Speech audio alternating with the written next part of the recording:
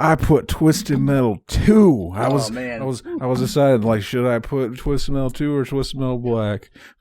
They're both really good. I played the shit out of both of them, but I think fucking Twisted Metal 2. I put Twisted Metal 2 because I knew Mac would put Twisted Metal Black, so I just get to talk about both of them. I put Twisted Metal 2 also, so go ahead and talk. Rival House Network. Like, why'd he do that? Do that? Do that? If that was me, I'd be like, screw that, screw that, screw that. I'm an alpha, I'd eat through that, through that, through that. So why'd he do that? Do that, do that. All right, what's up, everybody? Revival House Network. Zach and Mac and myself, we are doing something sort of one-off and special. I'd like to do more of these sort of just, off the beaten path shows sometime. We're doing games and games and games, fucking just like that thing from, remember that episode of Chappelle Show where he's like, jokes and jokes and jokes. Yeah. And spaghetti. Very true. We're doing games, and in this case, we're doing the top 99 greatest games of all time as decided by us. And obviously, it's all opinionated, but our opinions are better than yours, let's face it. The way we're going to do it is we did 99. Is bigger than yours. We're doing 99 because obviously there's three of us, and it's just a cooler number than 100 anyway. Maybe it'll stick out. Who knows? Because we got 99 problems. We got 99 games. Got a new game. Well, the way we're going to do it, like I said, I want to do my best not to have this get derailed, because when we're talking about 99 potential games, I doubt we're going to talk about 99 games because there's obviously going to be some overlap in the titles, but this could get fucking out of control. So I think what we should do is we're going to be very sequenced. We're going to take turns, and then we're just take a minute, just a minute, be in and out, and then we'll move on to the next one. And for example, if Zach picks a title and Mac also has it, or if I have it, or if we both have it, we'll stay on that. We'll jump to it, and then we'll all take a minute to sort of talk about it. So this isn't in order in any way either. It's not like number one. No, that's too hard. I mean, like, you could, if Zach or if you did that, that's fine. I could probably easily tell you what my favorite game of all time is in this list. I think I can do that, and you might be able to narrow it down to a couple in your like top, but I just did them alphabetical. It's just too many to number. But so are we just going to go ahead and get started then? Anybody have any questions? No? I really quick, totally off topic of games. I had to take a piss before I did this, and I'm having a problem urinating, so I have to go have a procedure done next week where a doctor has to shoot a laser in my cock. They have to put a camera up in my dick hole, and they have to look for possible like scar tissue and tears and shit from fucking like a beast. Scar tissue never wish you saw. Scar bad miss know it. Oh, but they're just gonna flush that shit with a fucking laser. Up your cock. I need to get a mighty stream again because it's all right. So we're gonna go ahead and get started. Top 99 games. How'd you really get that? Did you get an STI, STD? No, you know what it's now STI is what they call it. No, man, like they say it's actually pretty common. It can come from just getting kicked in the dick when you're a kid and you don't realize it. I mean, who knows? I don't know. But anyway, we're going to start off, like I said, alphabetical order. I'll go first, and then let's just go in the order of the screen just to keep it simple. So me, Zach, and then Mac. My first pick is Aliens, the arcade classic, right? Based on the 1986 film by James Cameron. Did you guys ever play that one? I played Aliens 3. It was by Konami, and it's a kind of a run and gun, but it's like a beat 'em up. It's more like a beat 'em up the way Konami and Capcom would do their arcade beat 'em ups, except obviously you're Ripley and you got a fucking gun and shit. It's just really cool. It still holds up to this day, and I used to be obsessed with the franchise. Did you ever beat it? Oh yeah. Well, not in the arcade. Like the arcade or no? No, I've downloaded them because, like any other arcade game, it was a quarter muncher. So it was designed to fucking beat the shit out of you and take your money. And as a kid, you probably needed $20 just to beat the damn thing. And it helped if you had a buddy there too to jump in too. So twice the money. It's just classic, and the sprite design is really fucking cool. They didn't have the rights to use Sigourney Weaver necessarily, but you're playing as Ripley. It doesn't necessarily look like they have like a bootleg Sigourney Weaver, kind of like how they did with the AVP arcade beat 'em up as well, where they had a Dutch, but it wasn't Arnold's likeness 100%. So Let's all fucking just take it. Like, they made an Alien game, they made a fucking Jason game, and you didn't play as Jason or the alien. Yeah. Fuck them for that. That's so stupid. But That's yeah, so dumb. But Mac mentioned an honorable mention. I would say I always loved Alien 3 on that was a game that they made a different variant on all Game Boy, Super Nintendo. I almost put that down, but I only played it for a little bit. Like, it wasn't like a go back to game. And it's really hard too. You have to kill your darlings. And as much as I love Alien 3, it's not a perfect game, so it can't make this list. And I'll say really quick before we go further, you guys didn't have to follow this rule. I did it for myself. I had to eliminate a couple of games that you think would definitely be on here because I decided to limit it to. So if you're a fan of an entire series, I didn't put more than 2 installments in a series.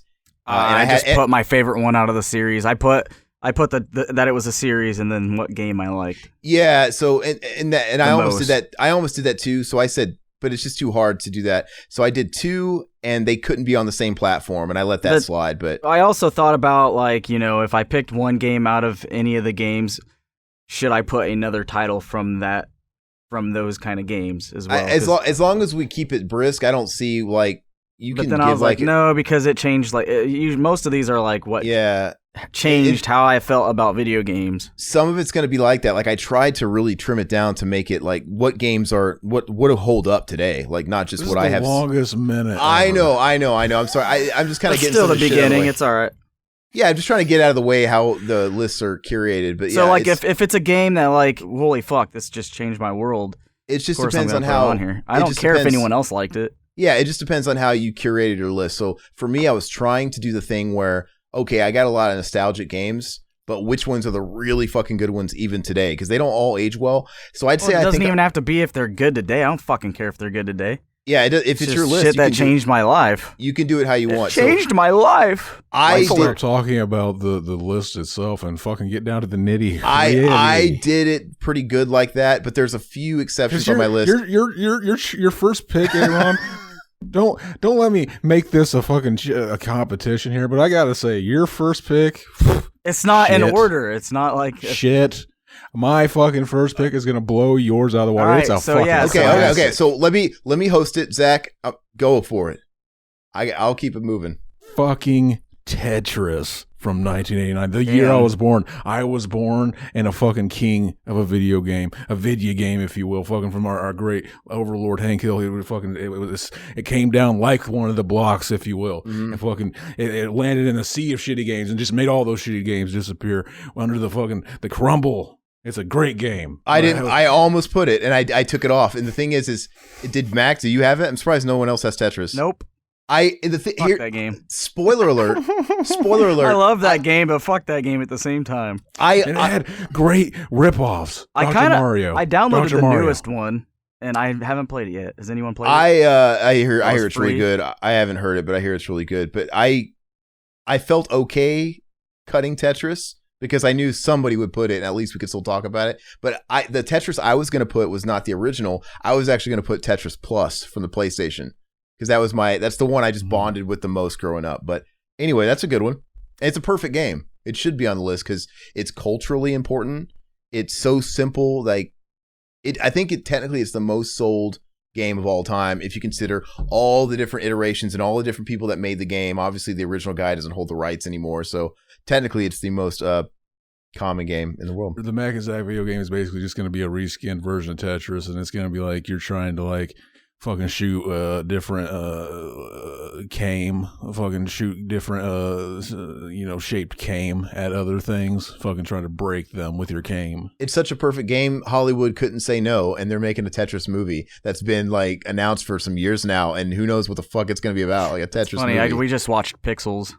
The game. I don't have a problem with that movie. I think I've been afraid to watch it, but I might watch it. It's not bad.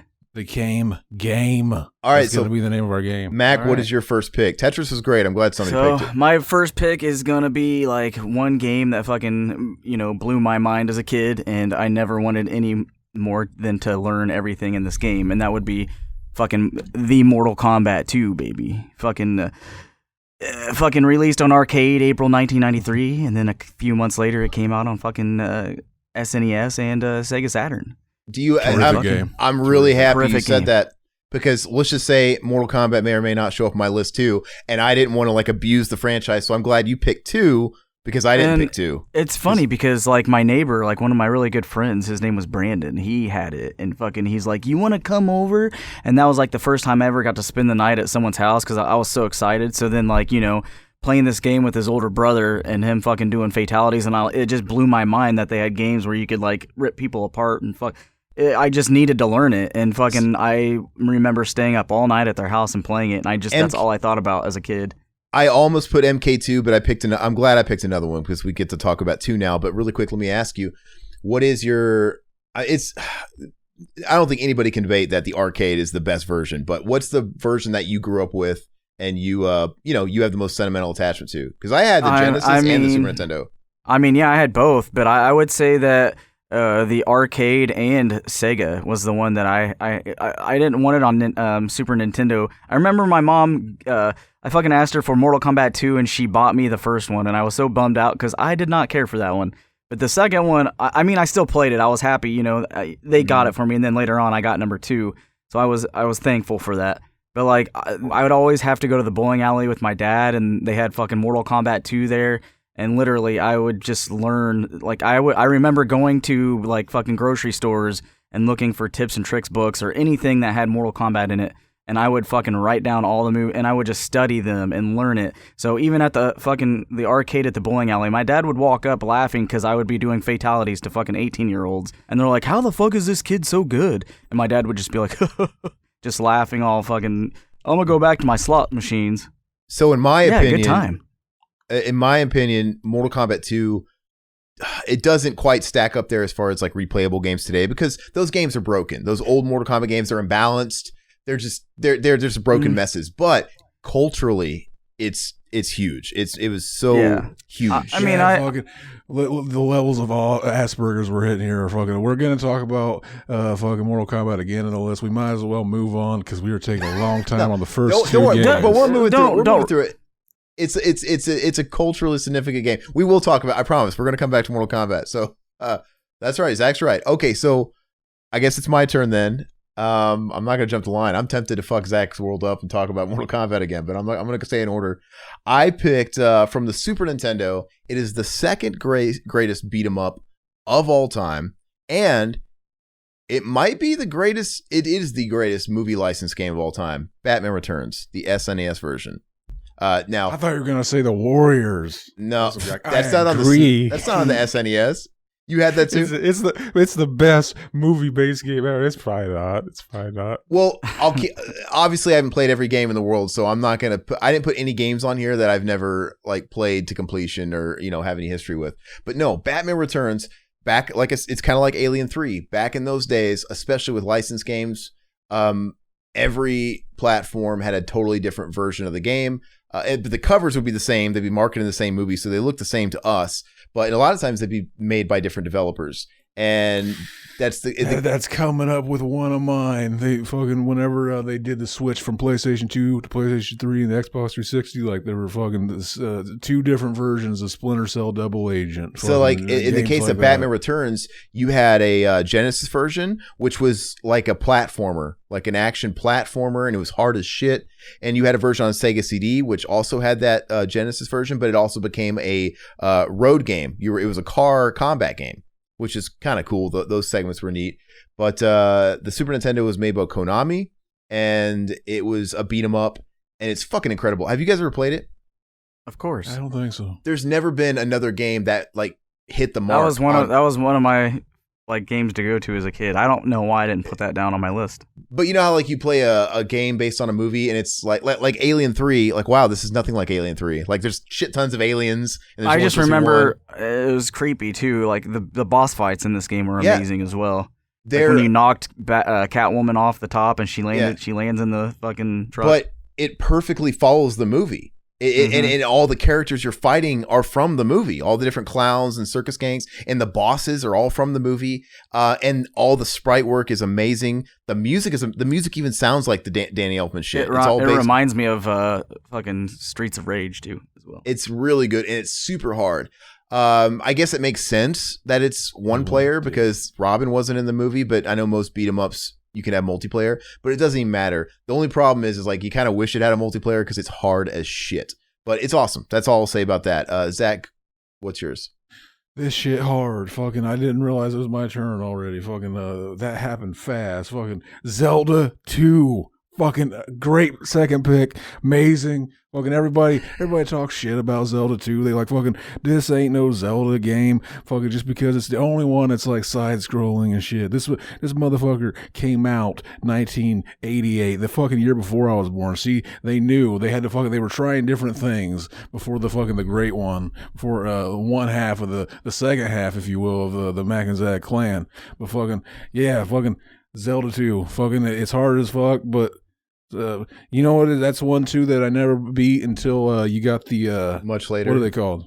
You got the emulators. You can do the save states, and it's like this game is fucking hard even with save states. Like, okay, I had no chance. But like back in the day, fucking, I got the like I had the NES version. I just fucking, it's one of those games you just fucking. Doesn't that suck? Like back in the day, like if you couldn't. Beat a game, you had to like fucking like, oh, I only got to rent one game. This is my whole weekend. Well, yeah, and that's like the days of having to leave your console on overnight, like while you went to school, and just keep it paused and hope nobody like fucking tripped the cord or cut the power or something like that. Or you know what? When you guys rented games, were you guys that asshole that deleted everybody's saves that had saves? Like even though you didn't have to, like if you were playing a Zelda game and you had 3 spots, well, you only need one, but I'm just gonna delete. I don't remember that. I don't remember seeing saved games. Oh yeah, I used to leave like shit. See saved all the time. But I just know Zach would be the one that would keep a game even if it was late, just so he could fucking finish it. Oh yeah, my sister used to always fucking accidentally delete my progress in fucking Donkey Kong Country and never beat that game until much later. Whenever it was Zelda 2, I'll say really quick, it's a fantastic game. And you know what's funny is I feel like Nintendo has this thing, and they're like the only company that has this thing about trying new shit with their sequels. They might come back like they did with Zelda, like, okay, let's go back to the way it worked in the first one. Mario 2, everything fucking like, let's do something drastically different for the follow-up to a really big smash. And I think couldn't really get into any Zelda game other than the first one. Like I was more into the Mario games. I just didn't really care for Zelda. But they always experimented. And that's probably because like everything was prototype at that point. Like they were coming off of the crash of video games and Atari games that had no story. They're all just, you know, points. They're all just high score games. So yeah, I mean, the concept of a franchise I think was kind of new. So they probably thought that was very natural. Like, oh, Mario 2 USA totally makes sense for it to be totally different because you got to change it up. But anyway, that's kind of an old notion now, but they still do that, I think, with a lot of their games. But anyway, I never played Zelda 2 that as a kid, so I never bonded with it. I watched my uncle play it when I was super young, so I had seen it, but I never played it. I didn't play it and beat it, honestly, until, do you guys remember the GameCube collection that came out? It was like a pre-order bonus. Did it either came packaged with a GameCube or it was a pre-order bonus with a new Zelda game at the time, like Wind Waker? I don't remember what it was, but it came with Zelda 1, Zelda 2, Ocarina of Time, and like Master Quest Ocarina of Time. Regardless, I played it then, so I didn't put it on the list for that reason, but it's hard as shit. It's a little too hard for my liking, but it's good. And it's fucking, it runs, that cock runs hard, basically. But it's really fucking good though. Mac, your turn. All right, for my number 2, I'm gonna have to say Resident Evil series, and it would have to be the Resident Evil 2, like from fucking 1998, baby, fucking Capcom PlayStation, fucking. I remember when I wanted that game, like fucking, you know, you'd go to like Kmart or fucking Walmart, and my dad, I was like, I want that, and it showed have the zombie on the case. And he's like, no, that's like, I wanted Parappa the Rapper in fucking Resident Evil 2. Fucking that was back in the day. I had this badass demo that had fucking Tony Hawk, fucking all these game mythologies on it. Fucking, and that's all we would play. Fucking, but yeah, dude, I was so obsessed with that zombie game, and I was like, I want this. Like, I never played. Didn't even know Resident Evil 1 was a thing because that was hard to find back in the day. And they came out so close to each other. Like, literally, they came out within a year. And then it just turned into the director's cut, which was the analog edition or something. That's all it was, or some shit. It got DualShock support, and they also changed all the shitty music. The wonky music you hear about, that was in the original version. But yeah, there's a whole bunch of, if you're talking about the first one. I would have to say Resident Evil 2, because that was like our cousin like started playing it, and just like that game scared the fuck out of me as a kid, and just like it was just like one of the games that we just didn't stop playing all night, all day. We'd stay up, fucking just, and it's funny because like it's, you know, when you'd open a door and it would go black, and then you'd hear the dun dun. Dun, dun, yeah, and they would start running through the black pitch door or whatever, and you're just like, what the and then today it's just like, that's fucking hilarious, but somehow that scared the shit out of me as a kid. Do you have that one on your list, Zach? Fucking Resident Evil 2 is on my list too. Fucking, this is the best selling Resident Evil game for a single platform. Apparently, that's what I'm reading. Fucking more than 6 million copies sold across all platforms. Because technically, that's what it says. RE5 is the highest selling in the series, but it was multi-plat, right? It was on Xbox too. Yeah, so. That's probably And you're talking about the PlayStation one, not the the remake, right? Oh yeah. I mean, they are PlayStation. That PlayStation one, fucking. I mean, even the second one holds up too. I mean, other than. Do you guys ever see the Resident Evil 1.5, the fucking early build? I've seen it. I've seen the stuff, and they actually threw in, if you play like the remake of Resident Evil 2. The DLC. They threw in the DLC for the costumes. They gave them those 1.5 costumes. They look all anime style. Fucking the finished product was better, and apparently they nixed it because like, this does not live up.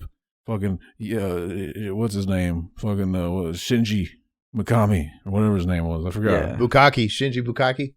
Oh yeah, that's very cool. But yeah, awesome. So I didn't put RE2 on my list. We'll get to it. We'll get to that. My next pick is I think I have this platform represented a couple of times in the list only, but should we call out the pick number 3? Pick number 3? Yeah, it's my pick number 3. I mean, it's going to be confusing if we do that. I mean, but just keep in mind we each have 33. But Castlevania Aria of Sorrow. It's awesome. Amazing. It's the best Game Boy Advance entry, and pretty much ever since they came out with Symphony of the Night, they kept the Metroidvania style going on the handhelds. And Aria of Sorrow is the third one. And they're all good, but they each get better. And it all culminates with Aria of Sorrow, which was the last one released. And it's just so fucking... It is almost the best game in the series. So fucking close. Zach, did you ever play that? Did you ever play the collection or download that or anything? I did. But I played it one time, long time ago. It's all... I was just like, fucking... I didn't like it as much as my favorite Castlevania. Yeah, well, so quickly I forgot about it, but I need to go back and play again. But I'll say I actually played them all pretty fresh in mind. I played Aria of Sorrow back in the day, and then I played it again like on the Wii Shop 7 years ago, and then I played it again on the recently released collection on Modern Plats, and it's so fucking good. But like I said, they're all good. It's just if you play them in order, like back to back or descending order, you'll see like, oh, okay, like each one gets a little better, each one gets a little worse, whichever order you're playing it in. But in the DS games are great too. They're fucking great. But Aria of Sorrow, I think, is the best. Zach. Why is it my turn right after I close it, thinking it's not my turn for a while? Okay. Because it feels like you just went because you talked about RE2 too. All right. So I was trying to do these in like order of the console, but I guess I don't have however to. you want to, as long as you keep track. Mine are all mixed up. Don't know what to do. I got Twist or fucking here. I already started saying I don't want to give away another one. I put Twisted Metal 2. I was decided like, should I put Twisted Metal 2 or Twisted Metal Black? Fucking, they're both really good. I played the shit out of both of them, but I think fucking Twisted Metal 2. I put Twisted Metal 2 because I knew Mac would put Twisted Metal Black, so I just get to talk about both of them. I put Twisted Metal 2 also, so go ahead and talk. That is why I ended up putting 2. And I almost put Black as well, but I'm like, but go ahead. Exactly, but fucking what is there to not say about Twisted Metal? Fucking just basically like it's like fucking Mortal Kombat, but just cars. You can kill anybody you want in fucking car battle, derby, whatever they call that. That was like the first games? battle royale game, really. They're called car combat. That's what they call them. Car combat. I was trying to think of that. That's why I was stalling so long. I couldn't. It just wasn't coming to mind. But yeah, fucking.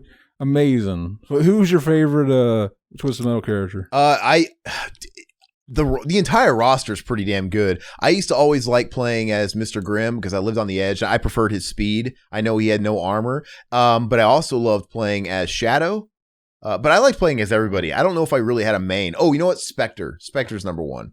Spectre was always my go-to. Because he was super balanced. He was fast, but not quite as damage prone as like Mr. Grimm or whatever. But that game's so fucking good. To me, and that, like I said, that's on my list too. I could have made a case for Twisted Metal Black, but Twisted Metal 2, it just has the feels attached to it, and it has the sentimental attached to it. And to me, Twisted Metal 2 embodies PlayStation. The original. Favorite map on Twisted Metal 2 had to be Paris, where you can fucking get the Eiffel Tower to come down. Explode. They're all. I couldn't tell. I love Amazonia. I love Paris. I like the Rooftop. I love it all. I really do. But yeah, Paris is probably good. That was the thing with all the games too. Like, they had like little destructible background things, and they had the little people that you can run over. Yeah, you unlock. Like special characters by doing that. And like I said, at least in Twisted Metal Black, I can think of only a couple other games that really embody the PlayStation 1 era. Like it's just that was when Axel was released too, right? He was the new character for Twisted Metal. Was he not in the first one? No, I don't think he was. Well, on that note, I'll say this. Twisted Metal 2 is one of those games that completely makes the first one obsolete. It's almost like a Madden game. Like, just play the newer one, because Twisted Metal 2 is everything the first one is, but a million times better. And the first one just feels so fucking busted and broken compared to the second one. So I can't play the first one anymore. Because why would you? But I played it with my kids. It's nice. I love it. I'm just realizing that, like, at the bottom it has how many fucking listed things I have, and I have 40. I overdid it, but I'll just give you some like honorable mentions at the end. Yeah, you're gonna have to cut a few off. But what's it called? Before we move away from Twisted Metal 2, how about those fucking cutscenes? I love the comic cutscenes. I love the voice acting. I love the cum too. I love the cum. We heard that slip. Calypso. No, but it's so great. I just love it. Weren't they like full motion video? Weren't they like shot with human actors like Resident Evil 1? That's the original Twisted Metal. Oh yeah. And that was dog shit. But they were really smart for part 2 to go to like comic drawing stuff, which is really neat. That's something people that like are newer gamers probably don't even think. We used to have video games where like the cutscenes would just have actors because that's all they could afford. And there wasn't much of that even in the PlayStation. There was a couple of games. Yeah. That shit was holdover from like Windows 95 games and Sega CD and they should do a throwback and just make a game where you do that. Like there's so many of these games that like the art style is that like, oh, it looks like a fucking Nintendo 64 game. Like they should do shit like that. I miss the Max Payne ones. All right, so let's fucking awesome game. Mac, you're next. Yeah. So my next go-to was this number 3, right? I'm sorry, Zach, but it's gonna be Metal Gear Solid series. Metal Gear Solid 2, Sons of Liberty, baby. Ooh, I didn't pick And if you want to go even further, Subsistence. Yeah, he's sorry because he knew that was on my list too, probably. Well, if they're on your list too, that means you could use some of those 40. Hell yeah, fucking. No, we can't. That still counts. So you can't go over. Go ahead. You won't know that. Metal Gear Solid 2 was the first Metal Gear Solid game. Well, hold on, man. It's my turn, not yours. It's my turn. Go for it. I was just fucking when this came out, man, that was when I got my PlayStation 2. Oh, I felt so hard. I was like, this game is hard. And like I thought that how far I got, even though I didn't get that far, because I always got caught. Dude, this game, like, it was tough at first. Like just all like the new actions like you could do and everything. I remember when they would release, I'd be like, what is the button gonna be for that? Like fucking hanging by one arm and shooting. What are you gonna have to hold and press? This is gonna be hard. Fucking he did it again though. One of my least favorite Metal Gear Solids I fucking bitched about became one of my favorite all-time fucking Metal Gear Solid games. Non-ironically, I don't think those the pressure sensitive controls, I don't like them anymore. Yeah, they're I weird. don't like that. They're really weird. There's something weird about you gotta get used to it, and it takes a minute. It's so weird, yeah. Especially whenever you do it for years, and like your controller would you had to push really hard to get it to fucking reach. I know we would both have problems. We'd accidentally kill him instead of getting the dog tags, and we're like, God damn it, we gotta restart. Fucking hell yeah, though. This is the one that everybody highly regarded, if you will, as the most convoluted fucking story in video game history, because it's just like fucking what all does it explore? Themes of information age, social engineering, political conspiracy, censorship, artificial intelligence, existentialism, postmodernism, visual, fucking all this shit. And it was just like fucking the president, and like there's this goofy ass like conspiracy going on, the Patriots and all that shit. Like, does anybody really have it figured out 100%? No. Exactly, but it's fun. That reminds me, I'm looking forward to that movie coming out again, Everything Everywhere All at Once, because I said when I watched it, I was like, this is what happens when you let fucking Hideo Kojima influence children, and that's basically what it's as close as we may ever get to a movie what is directed it by Hideo Kojima. Fucking Everything Everywhere All at Once, that movie from A24. Who directed it? Hideo Kojima. No, he put did. it on No. IMDb. He's just saying, yeah. Well, I'll say this. That's not on my list, but MGS2 has a great rogues gallery. Like, Fat Man's awesome. Like, some of the character design, the characters so over the top and wacky. Laugh and grow fat. They're really good. Okay, so moving it along, it would be me, right? So keeping it alphabetical order, I got to go Castlevania again. And Zach, I know I slept on this for years, but it's Symphony of the Night, and I know Zach's going to want to talk about it. But that may have been on my list. It may have not. Okay, it's probably. I bet you Zach would probably call it like in his top 1 to 5. But anyway, it is, yeah. I seen this game played by a million people growing up. When it came out, my best friend, I watched them play the shit out of it. I had seen it. I was very much exposed to it, and then even throughout the years, I had tried dipping my toes in it and playing it, and I don't know why I never got very far in it. And like I said, I was even playing games like Aria of Sorrow and the DS games like fucking Order of Ecclesia and shit like that. I was playing all those games, and I loved them, and I still had never really played through Symphony of the Night until a few years ago. I want to say it was, 3 years ago at least, when they re-released it on the PlayStation 4 along with Dracula X or whatever. Rondo of Blood, sorry. What's funny is everybody listening to this that loves this game is like, oh, he's playing the fucking shitty version that they changed for the remake. I've heard the voice acting changes and stuff like that, but I don't care. That just shows you that it doesn't matter. It's just people that have nostalgia to the old way, but it's still a great game. Anyway, I played it, and it was one of those games where I'm like, why did I fucking wait so long to actually sit down and get through this? Because it is really amazing, and I do think Aria of Sorrow is very, very close. Very, very close. And like I said, if I loved Aria of Sorrow so much, of course I'm going to love Symphony of the Night. But Symphony of the Night does get the nudge, and it's one of the greatest games of all time. It's fucking awesome. And because I had been exposed to it and I'd watched it for so many years, even though I didn't finally complete it, and I 100% of that bitch until a few years ago, I still feel like it's a game I've been playing for years, if that makes sense. But okay, you can have the floor, Zach. I know you want to talk about it. You mean you 200 and whatever the point is percent of that bitch? Yeah. Hell yeah. Yeah, exactly. Also known as the pioneer for Metroidvania genre. Fucking Chad. No, Metroid. Super Metroid, but okay. Well, fucking, it has to. This is the pioneer for the Metroidvania genre, where those two put together. Okay, continue. Technically. Continue. Fucking hell yes. Fucking WWF Attitude for the PlayStation 1. Came out in 1999. Had the red cover. Over SmackDown? Dang. Whoa. You didn't want to talk about Castlevania? It's not on your list? It was. Oh, so that's all you wanted to say on it? Okay, my bad. Go ahead.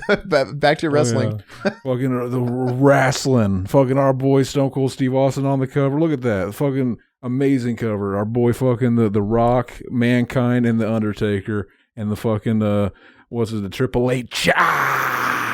Oh, Triple H!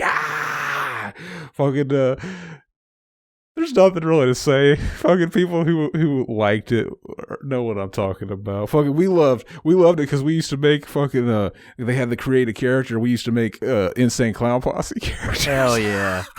Hell yeah. Fucking my juggalo's gonna beat the shit out of your juggalo. And we used to fucking make the entrance music where they come out and fucking like, oh hell yeah, fucking so many good times. It'd be fun to like do a like for a live stream one time to just make all of our characters and it's like BTM, we're fighting like put real wrestlers, just have a match, baby. Just have a match, really wrestle. You'd have to do it with a modern one where it actually might look like them, or do you want to do like a ghetto one? I never played anything past Warzone, which had that was the first one to have the creator wrestler, I think. Fucking terrible. Attitude came out right after Warzone, just a couple of years, and then that was the last time that game company, Acclaim, did it, and then they signed a fucking deal with EA or something. So then it's probably just like Warzone, but a little better, like added, shit more to it. Exactly. Okay, Mac, what's yours? My number 4, baby, would have to be fucking Super Mario Bros. 3, baby, and it fucking came out like 7 months after I was born, baby. But the first time I ever saw it was on the Wizard, and I had to fucking play it, and I never had it until one day. First time. My dad came home with a fucking Nintendo case full of Nintendo games and a Nintendo that he got out of a car that was totaled and went to the impound. And fucking he's like, here you go. And it had Maniac Mansion in it, fucking all these Demon Sword, fucking all these amazing games. Super Mario 3, and so much came that day. So much came. Just amazing, dude. Fucking that game changed my life. I'm stoked. I knew somebody would put that on the list because that's one of the darlings I had to cut because there's so many good Mario games. I just had to limit myself otherwise. But Mario 3 is one of the greatest games of all time. I mean, but yeah, like I said, I had to cut it. I mean, it was hard because it's a Super Mario World's, I don't know. 3 is a perfect with game. All the levels, with the Super Mario All-Stars, fucking that. I almost cheated and put Super Mario All-Stars. I mean, you pretty much should. What is wrong with you fucks? I preferred the original, superior versions. These guys. I put Super Mario 3. I love them both. I love the Mario All-Stars version. But no, it's a fucking classic game. Great score. I think Koji Kondo is a fucking genius. I love his music, man. The ending theme. Would you fucks with him? Would you fuck? I'd Koji his condo. If you walked into a room and he's just sitting there like fucking. I'd give birth to his baby. I will give you every musical talent I ever have. You just got to suck it out of the tip. I would let him invite me into his condo late at night where he could Koji my condo. Now would Koji his condo. I would suck his talent through the tip of his cock like I was one of the fucking characters from Space Jam that had to suck out the talent from that. We should have a Space Jam that's like fucking aliens come and they suck the talent of like all the greatest porn stars through the tip of their cock. All right, so that is why I had that as one of my top 4. Did anyone else have that as theirs? Fucking. I have Super Mario World. No, don't. No. You're jumping ahead, dude. Don't do it. See, I was trying to run, trying to get some more out of this. No, we'll get there. Trust me. But Super Mario 3, I'll say lastly, it had probably one of the greatest ending themes of all time. It's so great, and it's full. It's still good. It's still great to go back to. It's full of creativity with the whole stage design and exiting stage. It's awesome. But okay, my pick. I think it's my 5th pick. One of the greatest platformers of all time, I think. I think it's very underappreciated today. I think a generation has almost forgotten about him up until recently because we had some remakes come out. But Crash Bandicoot Warped. I think it's fucking incredible. I love it. It's one of the games I define the original PlayStation era, which, by the way, as far as console generations, you're going to see what dominates my list. Super Nintendo, and right next to it's the original Sony PlayStation. Those are the big dogs for me. But Crash Bandicoot Warped, it's almost one of those games, too, that makes the first 2 obsolete. But I will say 2 is great as well. But 2 definitely makes the first Crash Bandicoot obsolete. It's very rough around the edges. But once you go 3, you can't go back. It's so fucking great. And I will say the Insane Trilogy, it doesn't matter which one I pick. The Insane Trilogy is so awesome. Like, they fucking nailed it. They made a remake where it still feels like you're playing the original game, but it looks gorgeous. It's awesome. So whichever version, it doesn't matter, but the OG just for nostalgia's sake. Fucking, I never got into those games. The only one I've ever played though is the first one. So fucking maybe I should the hardest one. Go to 2 and 3. There's that fucking that wall level where you have to fucking do all the jumps and ride the rail of the fucking wall. It's so hard. I've never beaten it. while it's spinning around, while it's like turning. I've never been able to beat it. That's the only one. 2 and 3, I fucking beat almost everything that you can in those games, but the first one's just too hard. Okay, but that was mine, Zach. Adrian says I've ridden the rail. Oh yeah, fucking for my next one, I picked a PlayStation 2 fucking game. Came out in, let me see here, 2004. Came out for the PlayStation, the Xbox, GameCube, and that was Prince of Persia Warrior Within, babe. That's the third one or the second one? The second one. Fucking basically. They took what was so great about Prince of Persia: Sands of Time, this fun little fucking, but they made it fucking mature. They're like, fucking, this is the big cock version. This is the big cock. This is the version you hide from your mom. You hide this on your pillow, bro, so your mom doesn't find. If she does, you're tweaked, buddy. But he's got fucking Chris Angel hair. He's all fucking like dark. He's like fucking. He looks like he's in he could play Batman in like one of the Nolan movies or something. But like fucking yeah, and this one he's got like an evil version of himself that's like fucking breaking out, trying to fucking chase him every once in a while. I forgot what they call it, the Dahaka or the Haka. And like they actually just the next one, it was he also had a bad guy. It was basically just a remake of the second one. The next one, fucking, I prefer the second one. And I remember there was a glitch that almost broke the game, if I remember right, like a game-breaking glitch with one of the health upgrades if you did it a certain way. But like that's just how it was back then. They didn't have updates. You had to fucking start the game if you got that glitch. Not cool. Yeah, I remember playing the first one. I didn't really care for it as much, but I liked watching when you played. It was one of those games I just liked watching more than playing it. And I've never played them, so basically, it's kind of like Assassin's Creed style, but with rewinding like and fast forwarding. Parkour shit. You're running on walls and shit, and you can rewind time. Fucking Chad, great idea. Mm-hmm. Great idea. All right, Mac, you're up. It's so weird. Like when I found out real quick that like the original Prince of Persia games didn't have the ability to rewind time, I was like, what is the point then? Fucking, why would you play a Prince of Persia game where there's no time rewinding feature? I don't know. Question. That you raise a good question, Mac. It's your turn. So for my fifth, I picked the one and only Max Payne, baby. Was supposed to be a Microsoft Windows game. That's why it's all goofy when you run and shit. Because like they ported the controls over, so you would just like run sideways while you're holding over. It just looked all goofy, and their faces looked goofy because they tried to do like they were the first to actually use like the camera. print the camera face on the weird. Yeah. And they used the guy who created the game. They used one of the top dogs.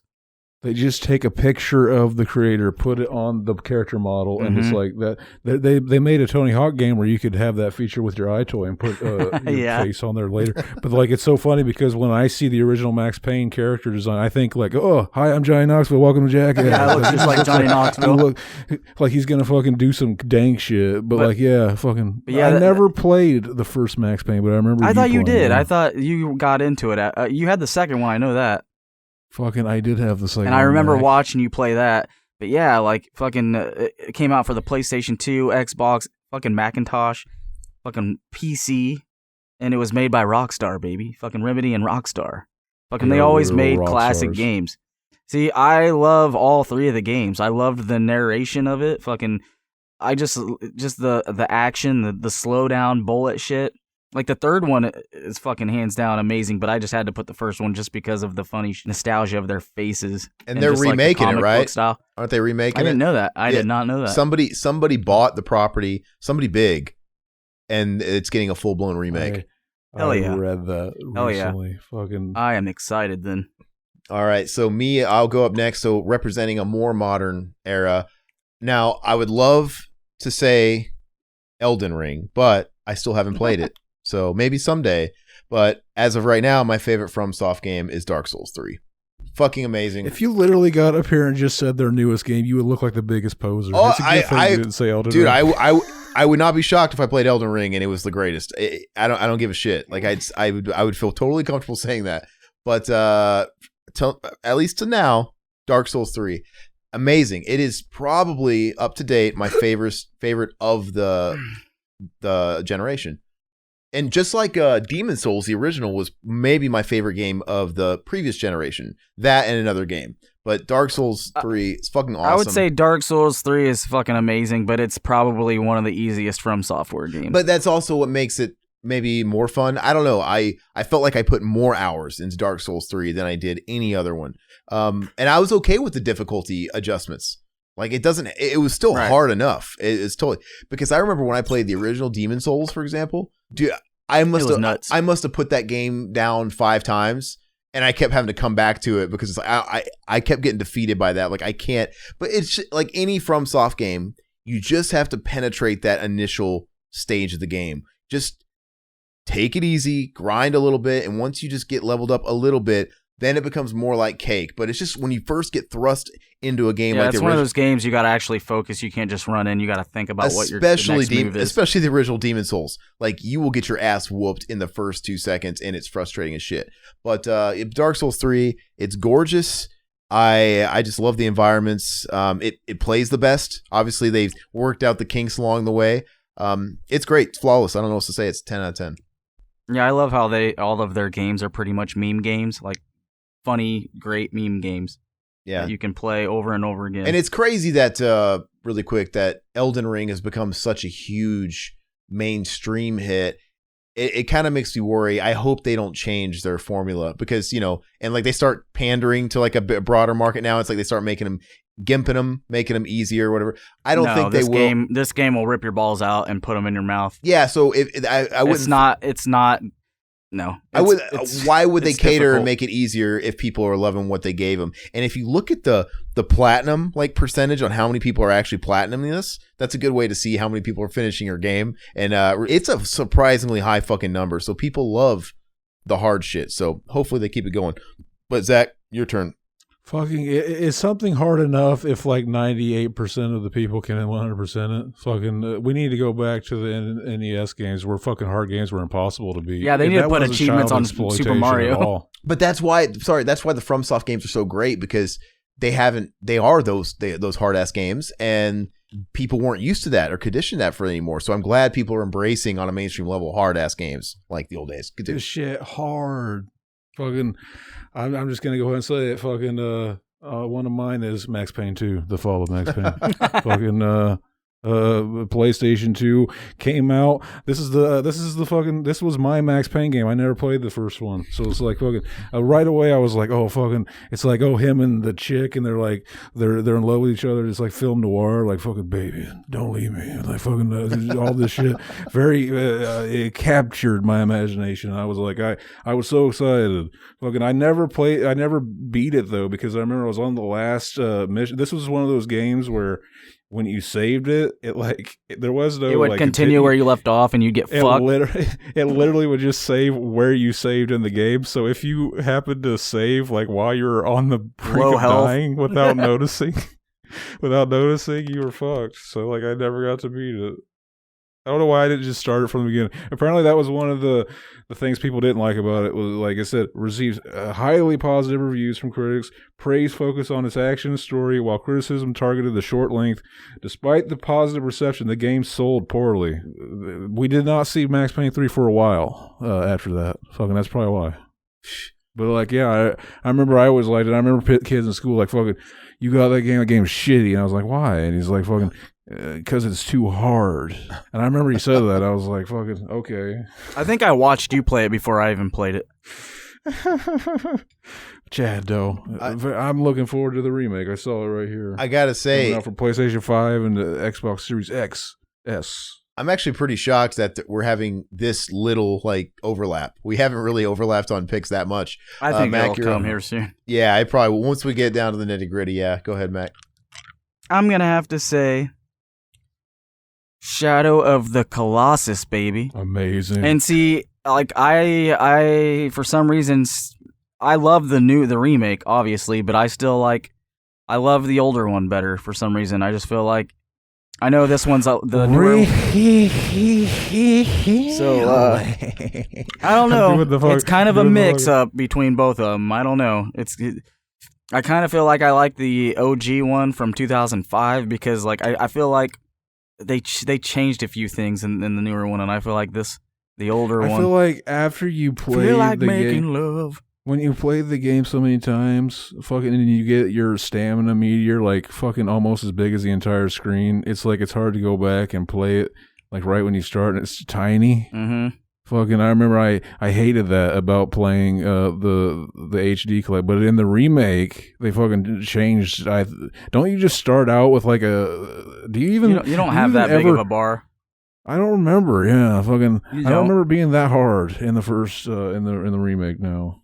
Yeah, but As it's hard as just it was. see that's why I'm on the. I couldn't tell which one because I was dying for a Shadow of the Colossus remake, and fucking just it's gorgeous, baby. It's a fucking classic.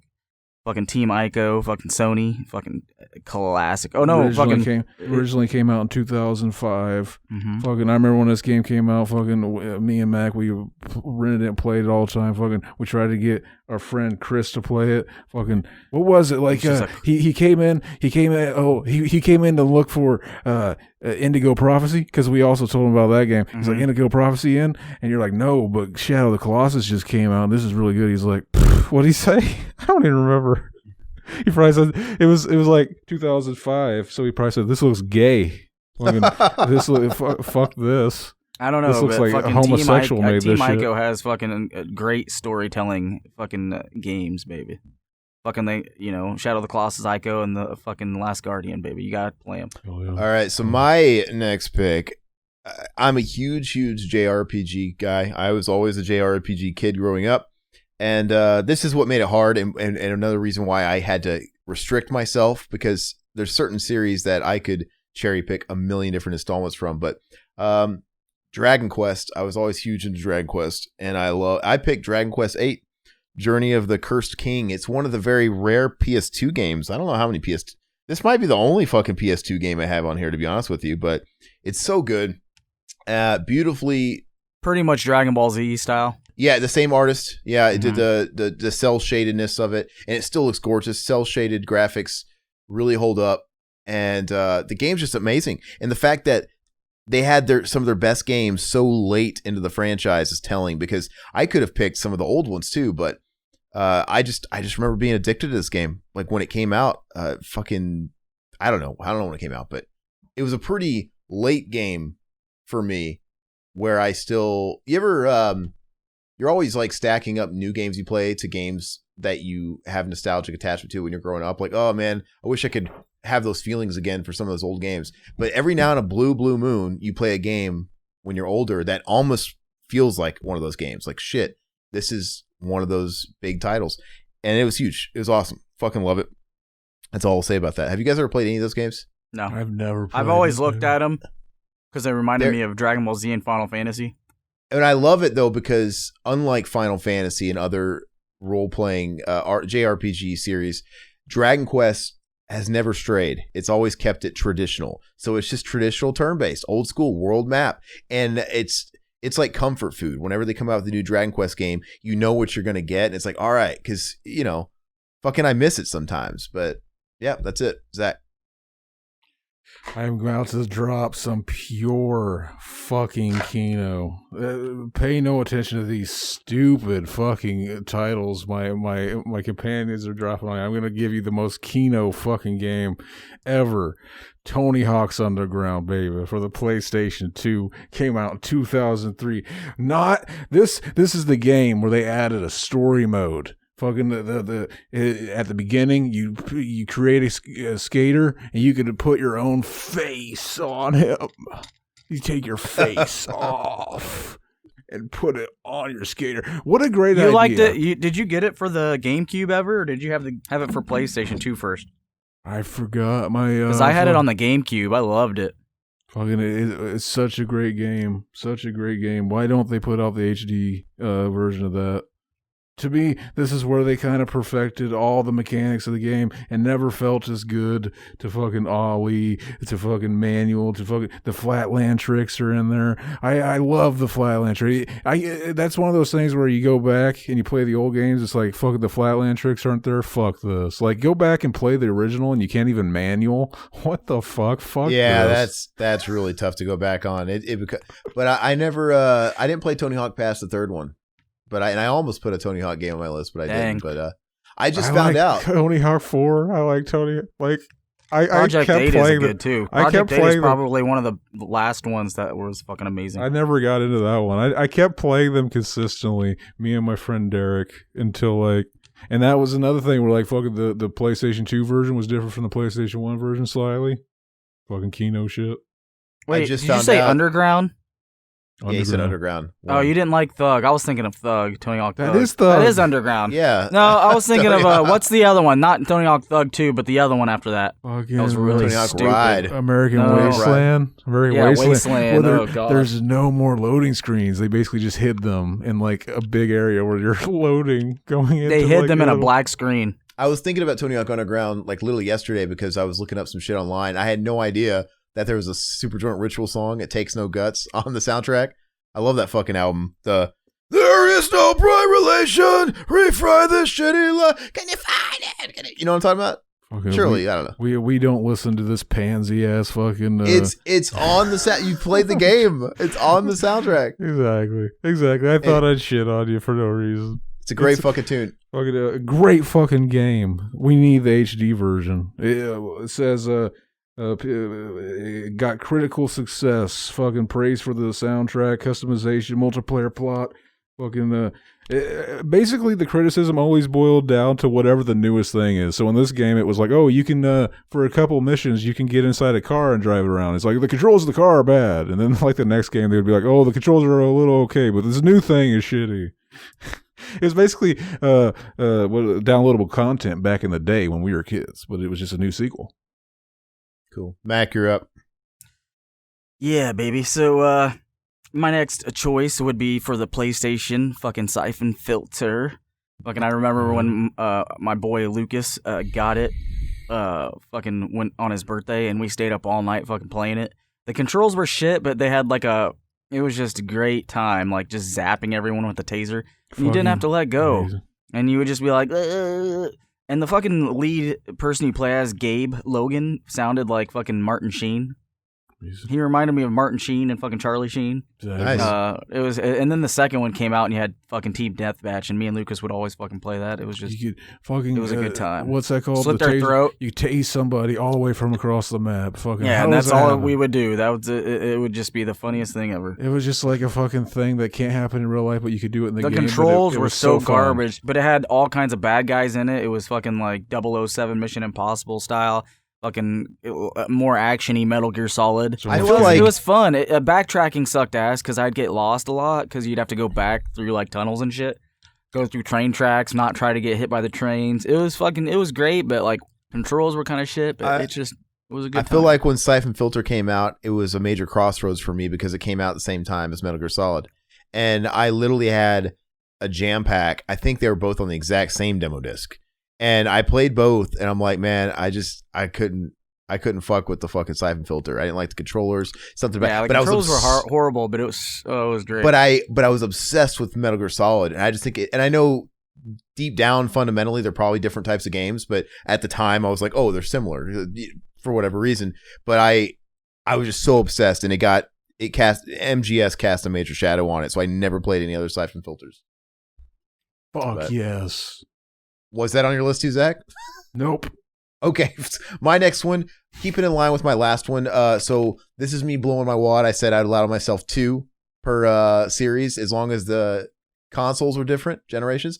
I have Dragon Quest XI, Echoes of an Elusive Age. It was the newest one. And it was on the PlayStation 4. They've since released it on Switch. I think it even got a PlayStation 5 version. I don't know, but it's fucking amazing. It's more, once again, the same art style, Dragon Ball Z art style, but it's even prettier because it's all HD and shit. And it's awesome. Super fucking long. The game took me an hour and 20 fucking minutes to beat. It's got like 3 secret endings. Like when you think the game's over, it's got another 5 hours of gameplay if you wait till the credits end. It does that like twice.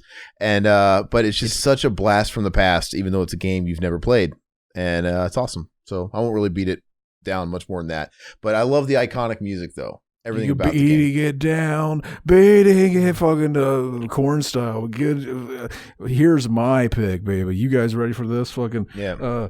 We got the 4th installment in the Hitman video game series, fucking Hitman Blood Money. This was my Hitman game. I was gonna put Absolution. I never got into fucking Hitman 2. It was too hard for me. Fucking that was the PlayStation 2. That was the first Hitman game. You didn't think Blood Money was hard? That one was really hard. Yeah, I did think Blood Money was hard, but that was the first one that I stuck with, and it was I don't remember if it was a launch title for the 360, but I remember there was a version for PlayStation 2, and I beat that.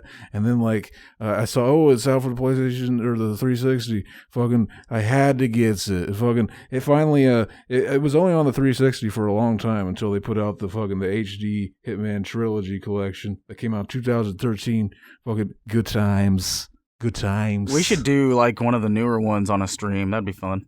Fucking Hitman, they basically rebooted it. It's the one they did Hitman, and now it's Hitman 2 Yeah, again. It's 2, and then they just keep releasing stories and DLC. But 3 is the newest one, right? Like the new Hitman 3. I think so.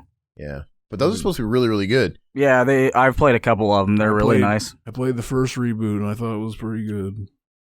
It's just fun. It's just fun to put you in a situation. It's like fucking, you're a hitman. Just go kill him. Fucking go do whatever you want. And I love how they did a multiplayer in the newer ones where you can go in a level and you do all these things and escape, and then your friend online has to do better than you, or someone online tries to play that level and sees what all you've done, and they have to get a better score than you. That was really fun. I can't remember if Hitman 2 or Hitman Blood Money is the one where at the end the last hit contract is the president and you gotta sneak into the White House. It's was that it, or was it somebody else in the White House? Maybe they didn't want to go down that road. Maybe it's fucking, could this be considered fucking, we probably shouldn't do that. Who knows? But that's the kind of thing. It's fucking, I would never want to do this in real life, but that's why it's fun in a vidyaa game. Fucking hanging out in the White House, fucking jacking off. See, you can't do that in the game. That'd be fucking cool if you could jack off on the president's bed and shit before you painted the walls red with in a video game. Rock on, Mac, you're up. All right, so I went back to the PS2, baby, the one and only fucking what you guys were gonna say, Twisted Metal Black, released in 2001. Fucking Sony Interactive Entertainment. I was playing it recently. Incognito. Fucking, I was so ready for this game from the trailer. I remember when I was didn't have a PlayStation 2 yet, but I was fucking detasseling to make money to get a PlayStation 2, and for some reason I thought in my head that I had enough money that I could I was so excited. I was so excited to get fucking Twisted Metal Black. I ended up just buying the game first before even having a console. For people that don't live in the shitty Midwest, the detasseling is what you do whenever you want to make basically it's the legal kind of child labor in the Midwest. Yeah. Yeah. So I picked the tassels out of corn so that they could grow, and I bought the game and realized that I didn't have enough money to buy the PlayStation. So I was I was just I was so sad that I just always stared at this game forever. But when I finally fucking got my PlayStation 2, baby, holy fuck, I played this game non-fucking stop. Blowing down the airplane, the stuff in the background you could do to, unlock secret characters. You shoot the airplane and it comes crashing down. I think, was it there was a new character in it. Was it the priest? Dollface? Oh. No, I think there was, a priest in it. Or he was the pedophile priest. That's what I don't know. Was he riding Shadow? Was he in the Shadow car? I don't know. I think he might have been. I'm not sure. We need a pedophile. He shot he had a cross in the. I got to say that game.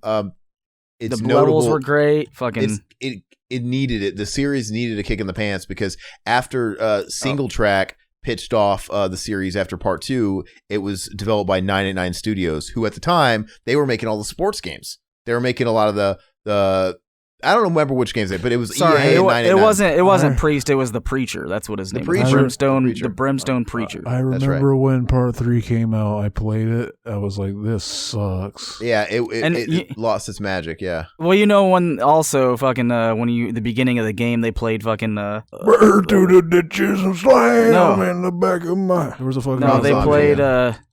Did you Paint It Black? Rolling Stones. Yeah, Paint It Black. That's what I meant. At the beginning of the game when you start up a game. Yeah. So classic. But also, so obviously this was no longer 989. It became a joke. 4 was even worse than 3. It was fucking, what the hell is this?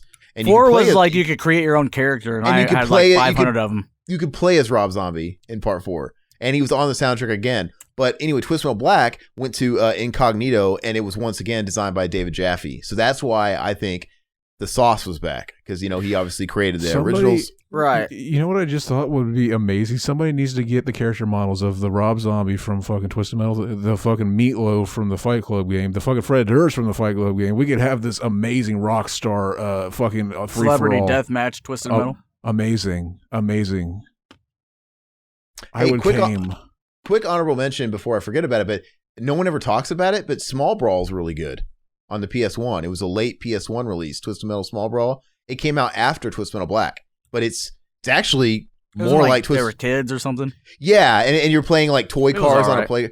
But it feels I more enjoyed like it. it kicks the shit out of 3 and 4, to be honest with you. Real quick, the Wu-Tang Clan's characters need to be in that free-for-all too from that Wu-Tang game. Did you ever hear about how that Wu-Tang game for the PlayStation 1 materialized? It was originally another game that was supposed to be like a fucking like Mortal Kombat type game, but like fucking apparently they wanted to censor it. Fucking they thought it was too like gross or something, and then like fucking they just reskinned it with the fucking Wu-Tang guys.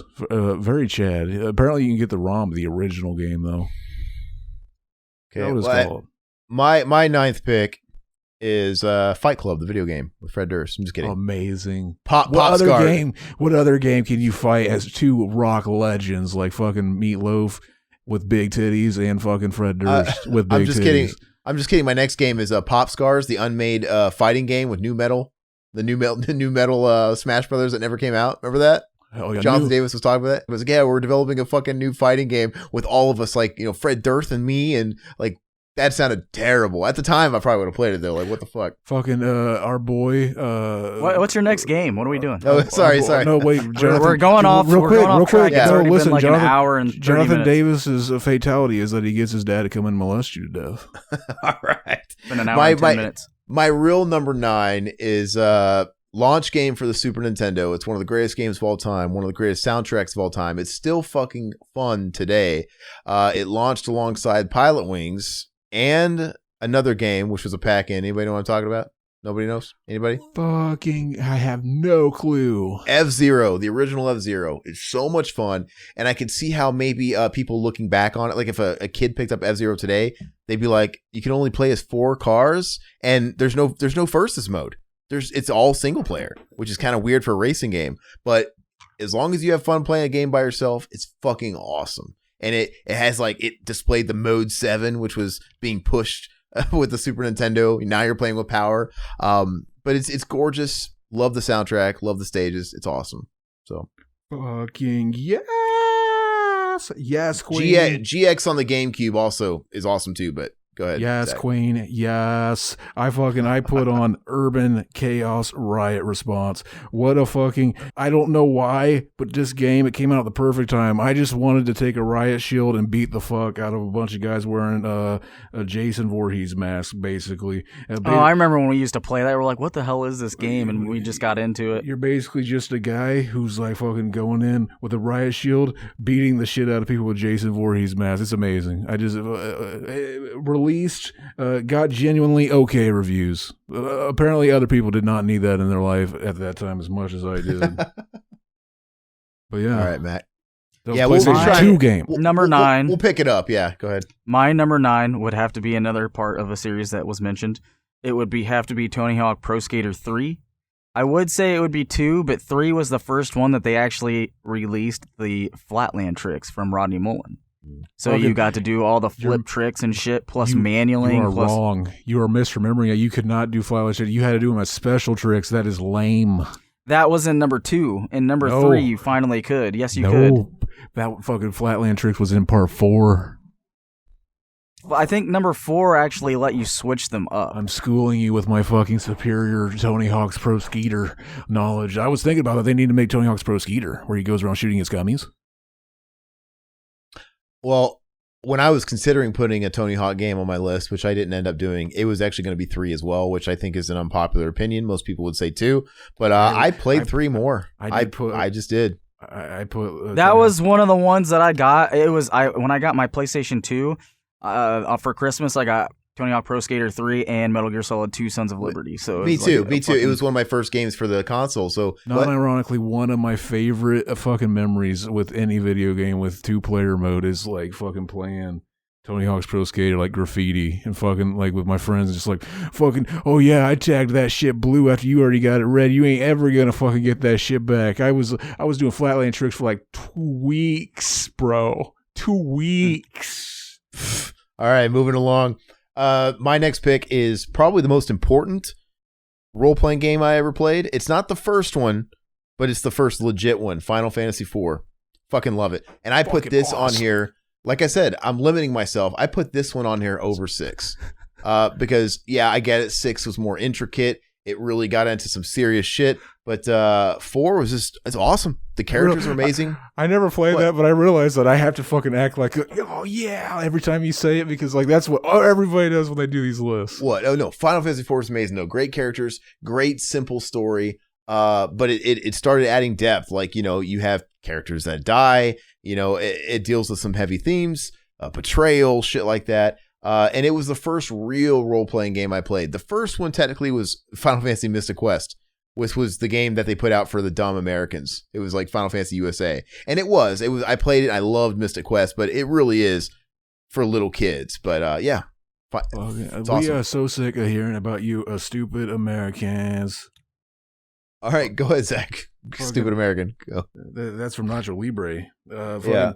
He doesn't really say that though. Portal 2, fucking the sequel to the Portal game. Basically, the original Portal. It was made as basically they basically took they modded Half-Life 2, and the game was built by some fans, and they put it out, and then it was a huge hit. It's basically like a return to kind of old school puzzle games. Fucking people called it like Tetris for like the new age. Fucking yeah, you got a gun, you get to shoot one portal and another portal, and you fucking go into one and come out the other. Amazing, fucking, and then you got to solve these fucking these rooms that are and then puzzles. Like. The AI is trying to like. I don't want to give away the story, but it's a great game. Fucking, I just found out that they put it out again for the Switch. I didn't even know that. I'm gonna get that. Isn't technically Portal in the Alan Wake universe? They connected them. I don't know. I never got into those. Neither did I. But I was listening to a podcast about it. But anyway, I said Portal 2, right? Not Portal 1. I'm talking. You about said Portal 2, yeah. Portal Mac, 2. So I'm about to go back old school again for the PlayStation, released by Naughty Dog and Sony Entertainment. Uh-oh. Crash Bandicoot 1. I like how you say... the first and guess one? why? Yes, because it was my all-time favorite Crash Bandicoot, and that was the first game I played on PlayStation. When my friend Jacob and Bryant, I got invited over to their house, and they had a PlayStation, and I stayed up night after night with them. I would go over to their house religiously just to play Crash Bandicoot. I was so obsessed with that game. I 100%ed it on PlayStation. You actually fucking beat that thing? That thing is so fucking... There's a point in the game where it's like, what the fuck? You just can't get past... It's a lot of levels. I had to do it. It was one of those games that... But my story is actually for 2. Basically, his first girlfriend said she wasn't going to fuck him unless he beat Crash Bandicoot. Pretty much. I got Crash 2 with my PlayStation, and I would have loved it if he said 2, because I love that game. I didn't even have a PlayStation yet. I'd have to go over to their house and play. I didn't get one for like a year or two later. But I love Crash. And by the way, I still haven't played Crash 4 about time. I heard it was solid. It's really good. It's hard as fuck. I keep waiting for it to go down in price, though. I need to look to see if it has. But no, that's a good pick. My next one, like I said, alphabetical order. I'm wrapping it up. I allow myself 2 picks per franchise. Final Fantasy again. Which one do you think I picked? It's super fucking tough because there's so many good ones in the series. I picked 7. Because, and I know that's a predictable one, but dude, 7's just too undeniable. The soundtrack's amazing. It's the most nostalgic for me. I wanted a PlayStation because of Final Fantasy 7. And, yeah, I love 8 too. I know a lot of people shit on the game. I love 9, but I went ahead and picked 7. It's just quintessential. It's awesome. And I was super fucking disappointed with the remake that people fucking seem to love. And I'm like, this is such a missed opportunity, but whatever. Anyway, I kind of want to go back and play it to see if there's anything I'm missing, but I beat it and left me underwhelmed. But Zach, your turn. 2002, fucking for the GameCube. It was a GameCube exclusive for the longest time. Fucking a remake of Resident Evil, made by the same man who made the original. Fucking basically, he didn't think the original lived up, and he thought it was too dated, and he thought the GameCube, like, maybe we can kind of come closer to our original vision. And so they added some stuff to the script, and some new characters, subplot that it was apparently gonna be in the original, but they couldn't do it at the time. And like, hell yeah, fucking, this is one of my favorites of all time. Hell yeah.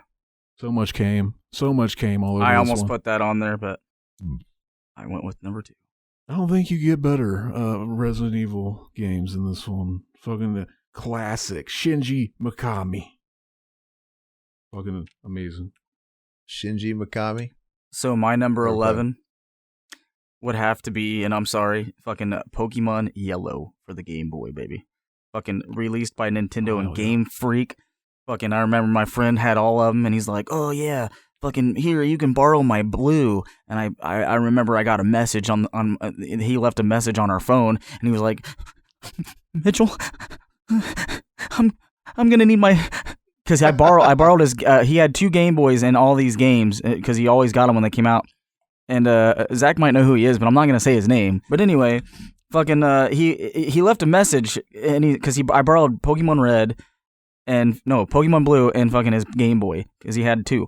So anyway, I get a message, and you hear in the background, "Did you call him? Tell him you need that stuff back right now." And he's like, "I am." Angry mom. Yeah, in the background, and you hear him going, I'm gonna need those things back. So it sucked because I was at the very end, like my shit was like level 70, and I had to give it back to him. And fucking, I remember our boy Lucas had fucking Pokemon Yellow, and I was like, "What's this?" And fucking, it was the same thing, but it was like, I think it was in color, or they added more things with it. I think it might have been in color, but they added more things, like you could do like these cool ass fucking little mini games, like surf or fucking do balloons with Pikachu. And I remember me and Lucas would always challenge each other to see who could get the most points on those games. But yeah, that was the first one that I actually got when I did get my Game Boy Color. Fucking, They used and I still actually, when they did the 25th anniversary, I went to GameStop. And you could get them down. You could get the codes for fucking your Nintendo or your 3DS, or I can't remember what. Yeah, so I fucking bought that, and I have Pokemon Yellow now. That was such a big Fucking thing great. back then. Like your parents getting mad, and then they find out something they paid a lot of money for Christmas, and you gave it to you lent it to a friend. Oh, my mom. Yeah, was the like borrowing thing. Yeah, I think the color codes for those games were similar to like in fucking William Friedkin's fucking Cruising, where it's like if you liked Pokemon Yellow, it meant you liked to get pissed on and shit. Pretty much. I don't know. You wore it in your back pocket in your Game Boy. My number 12, guys. If you guys, I thought it was my turn. No, it's my turn. If you guys haven't played this, I'm going to be very disappointed. I think it's immensely replayable. I still play it all the time. It's a perfect game, and this is why I love the Super Nintendo in the 16-bit era, because they're timeless looking. They really, unlike the NES, they really perfected controls in a lot of these games. But it is the greatest platformer that doesn't star Mario, Mega Man X, the original. Even though the first 3 are great, the first Mega Man X is flawless. Everything about victory. it. Everything about it. You guys have played it, right? Wait, what'd you say again? Sorry. The original Mega Man X. It's flawless. It's perfect. Flawless. Fucking. I need to get into those games. I haven't played those since like fucking the OG one. So it's so good. Nobody else. They were so hard. Oh, so Mega Man X is I think Mega Man X is easier than the NES series because I think those games are hard as shit. Even 2. I put Mega Man 2 on my list. See, people say Mega Man 2. See, people say Mega Man 2 is the easiest of the original OG Mega Mans, and I still think that's fucking hard as shit. But anyway, yeah, that's mine. So what's your next pick, Zach? I picked The Legacy of Kain Defiance. Nice. In 2003. Basically, Hell yeah. This was where the Soul Reaver and fucking Kain. Kain from the Blood Omen games, they came together. And they fucking, because you had fucking. I don't even know if I played Soul Reaver 2. I had it, but I got stuck on it in the water. I fucking didn't know what to do. I have it. No, I don't know if I played the original Soul Reaver. I know I played 2, and then this one. This is basically the first Kain game was on the PlayStation 1. That was Blood Omen, and then Blood Fucking Omen 2 came game. out. Fucking, I think they kind of perfected the controls with Legacy of Kain Defiance. I remember thinking that was the most tight it felt. It was tight, all right. Tight. All right. I played the only Legacy game I ever played was Blood Omen, the original on the PlayStation, which is, the very early PlayStation 1 game where they were still doing 2D and stuff like that. All right, Mac, your turn. So my number 12 pick would have to be the one and only Parappa the Rapper. Baby. Amazing. Fucking another PlayStation game, Sony fucking Entertainment. Fucking, you got your boy Parappa, you got your fucking the Teddy, you got fucking Sonny, you got fucking you got all these, you have to battle rap against all these fucking like weird looking animals. You gotta and believe. You can fucking get cool and fucking just do some freestyle rapping. It was just great. Just the raps were great. The music was great. It was fucking catchy. The pioneer of the rhythm-based game. Basically what fucking Guitar Hero wishes it could be. Basically. No. Well, imagine in an alternate reality where like fucking Parappa the Rapper was as big as Guitar Hero, where people like they made another controller and like fucking like there was like 8 sequels. No, they give you the microphone and you actually rap yourself. Hell yeah. Fucking I would have jied. Fucking Classic I prefer Jammerlammy though to Parappa the Rapper. Mm-hmm. That was the one where you were the chick. Yeah, we get it. Guitar. Well, let's move on now. Not as good. Okay. We're cutting out. We're cutting out. I'm gonna go ahead and jump into it. My number 13. God, this is probably in my top 5 maybe, and it's once again it embodies the original PlayStation, and it's still my favorite game in the series, Metal Gear Solid, the original. It takes all the boxes. Wait, so you would prefer that one over Twin Snakes? Uh-huh. Dang. Yeah, I love it. I think most people do. I think most people do. I love Twin Snakes. The stale voice acting of Twin Snakes bothers me because they had to re-record everything and them it's changing actually the accents. better. What do you mean? I don't think it's better. I love everything about the original. It's still fun. I love the gameplay. I even like the bird's eye view with it. I mean, it makes it special because now they've gone away from that. And it's like I said, I abused this demo I had of the real where it was just Shadow Moses. And when you'd crawl through and it would end the game, you'd get so pissed off, like, oh, fuck, I wish I think it lets you play through did not let you get to the DARPA chief or, Decoy Octopus and that. I'm pretty sure. Did you say Octopus? Yeah, Octopus. But the game's great. And it's great because it's before 2, which, yeah, Zach's right. The story got super convoluted. The story's great. It's simple enough and it's contained enough. And the characters, they never top that rogues gallery. I love Raven, I love Mantis, and of course Ocelot's awesome in it, and it was so ahead of its Sniper Wolf. It was ahead of its time, and the Ninja was so fucking cool, and just ahead of its time. I actually do wish that they would have had more with the Decoy Octopus. I wish they would have actually. Yeah, you never really get him in there because he actually dies from fucking. You never get from Fox Die. You never get to see him, right? Me and Mac literally, we were saying like, dude, I think fucking Metal Gear Solid 5 is going to come out, and we're going to find out like that you're playing as Decoy Octopus or something because we noticed like fucking that his eye color was different. We were right. Like, not super far off though on the twist, right? But actually that makes sense because. He is literally the medic. Oh, I don't know if he's ever played it, but it is a different person, and he changes his face. So it would make sense that you were playing with Decoy Octopus because he's part of fucking Big Boss's team. That's why I said he wasn't too far off on the Decoy. Yeah, I've played MGS5, but no, Metal Gear Solid though, it's so pure. It's the only game in the series that you could beat in a handful of hours, right? And there's something awesome about that. And all the secret ghost pictures you could take, and it's super. It was the first game that I played like that, where it was my first Hideo Kojima game, and it was cinematic. It's like, wow, it's very cinematic, like you're playing a movie, but it didn't go overboard yet. Obviously, as the series go on, it gets even more cinematic. But it just strikes the best balance of character, story, gameplay, and all of it, and the best voice act. Nobody was doing voice acting that good back the year it came out. Nobody. So yeah, it's awesome. And I love the theme song Enclosure. Isn't that awesome? I love it. Okay. Zach. Nobody else had that, huh? Okay, Zach, go. Fucking Teenage Mutant Ninja Turtles, fucking 4, Turtles in Time. It's on mine too, you son of a bitch. Yeah, it's awesome. Go ahead. I didn't put that. I totally forgot. We're going to get to play that again for the first time in so many years. And on Switch. I'm excited. Wait. I'm going to get it for PlayStation and Switch. Because I got to get the trophies and I have to have it on the go. But I'm excited. Should get it on PC so we can stream it. I'm excited for the new game too. Yeah, I'm stoked for that. And I got to say, if you don't have much to say about it, I think Turtles in Time is easily in my top 5. I could easily say that. It's super nostalgic. It's by far the greatest beat 'em up. I said Batman Returns was like the second on Super. TMNT is the greatest beat 'em up of all time, and it just captures the cartoon so fucking well. And it's better. The Super Nintendo is better than the arcade, right? It's got the added levels, and like the port was fucking incredible. I don't know. Everything about it's nostalgic. The Super Nintendo version even had Toka and Razor and Bebop and Rocksteady. Amazing. Hell yeah. Yeah, everything about it's great. And also too, like I believe in the arcade, when you go to the future Krang's level, it doesn't do the mode 7 shit where you're going like vertically. I think it's pretty much just left to right. They changed that too, but it's awesome. I love it. It's a perfect game. I have the Turtles in Time, almost the entire line of Turtles in Time figures back there. When you could throw them at the screen and they just shatter into it. And that's you. As much as I love Hyperstone Heist too, it just doesn't hold a candle. Because you miss that. You miss throwing them into the front of the wow, and it zooms in. That mode 7 shit is so that scaling.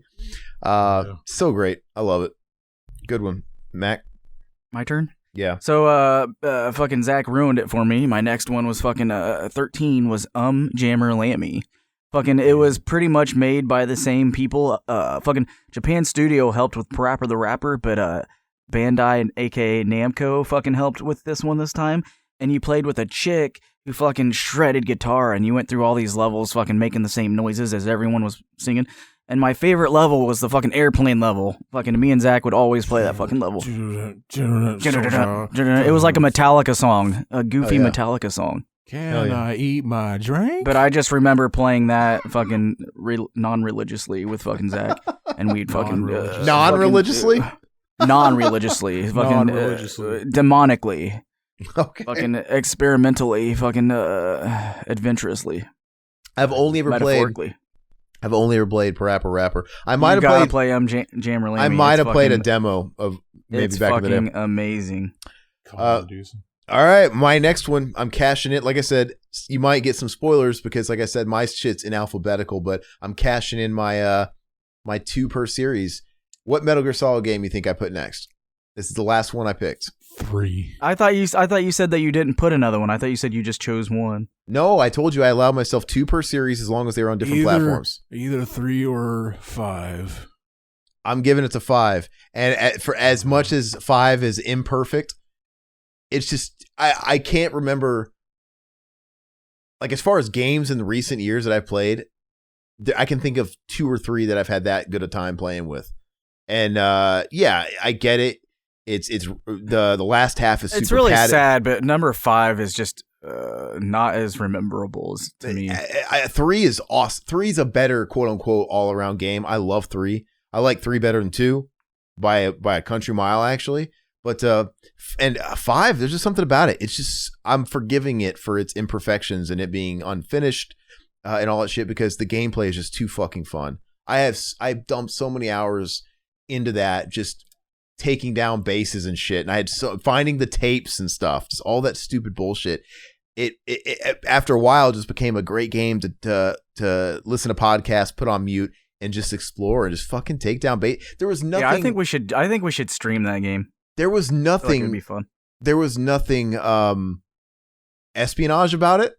Because you get yourself a rocket launcher and you could just park. It was so much fun parking yourself on a mountaintop and That's just the way you played. I played very espionage. And it was really hard at times. I'd blow the fuck out of the place, but you can get so powerful and get so much gear where it's just so much fun to snipe people from a distance. And I was all cool with being patient. Like they're on alert, and I'll just like duck down in the grass. And sometimes when I picked them down small enough of a group, I would go in there and just tear ass. Like I loved it. I think I'm impatient, so I don't like the espionage quite as much.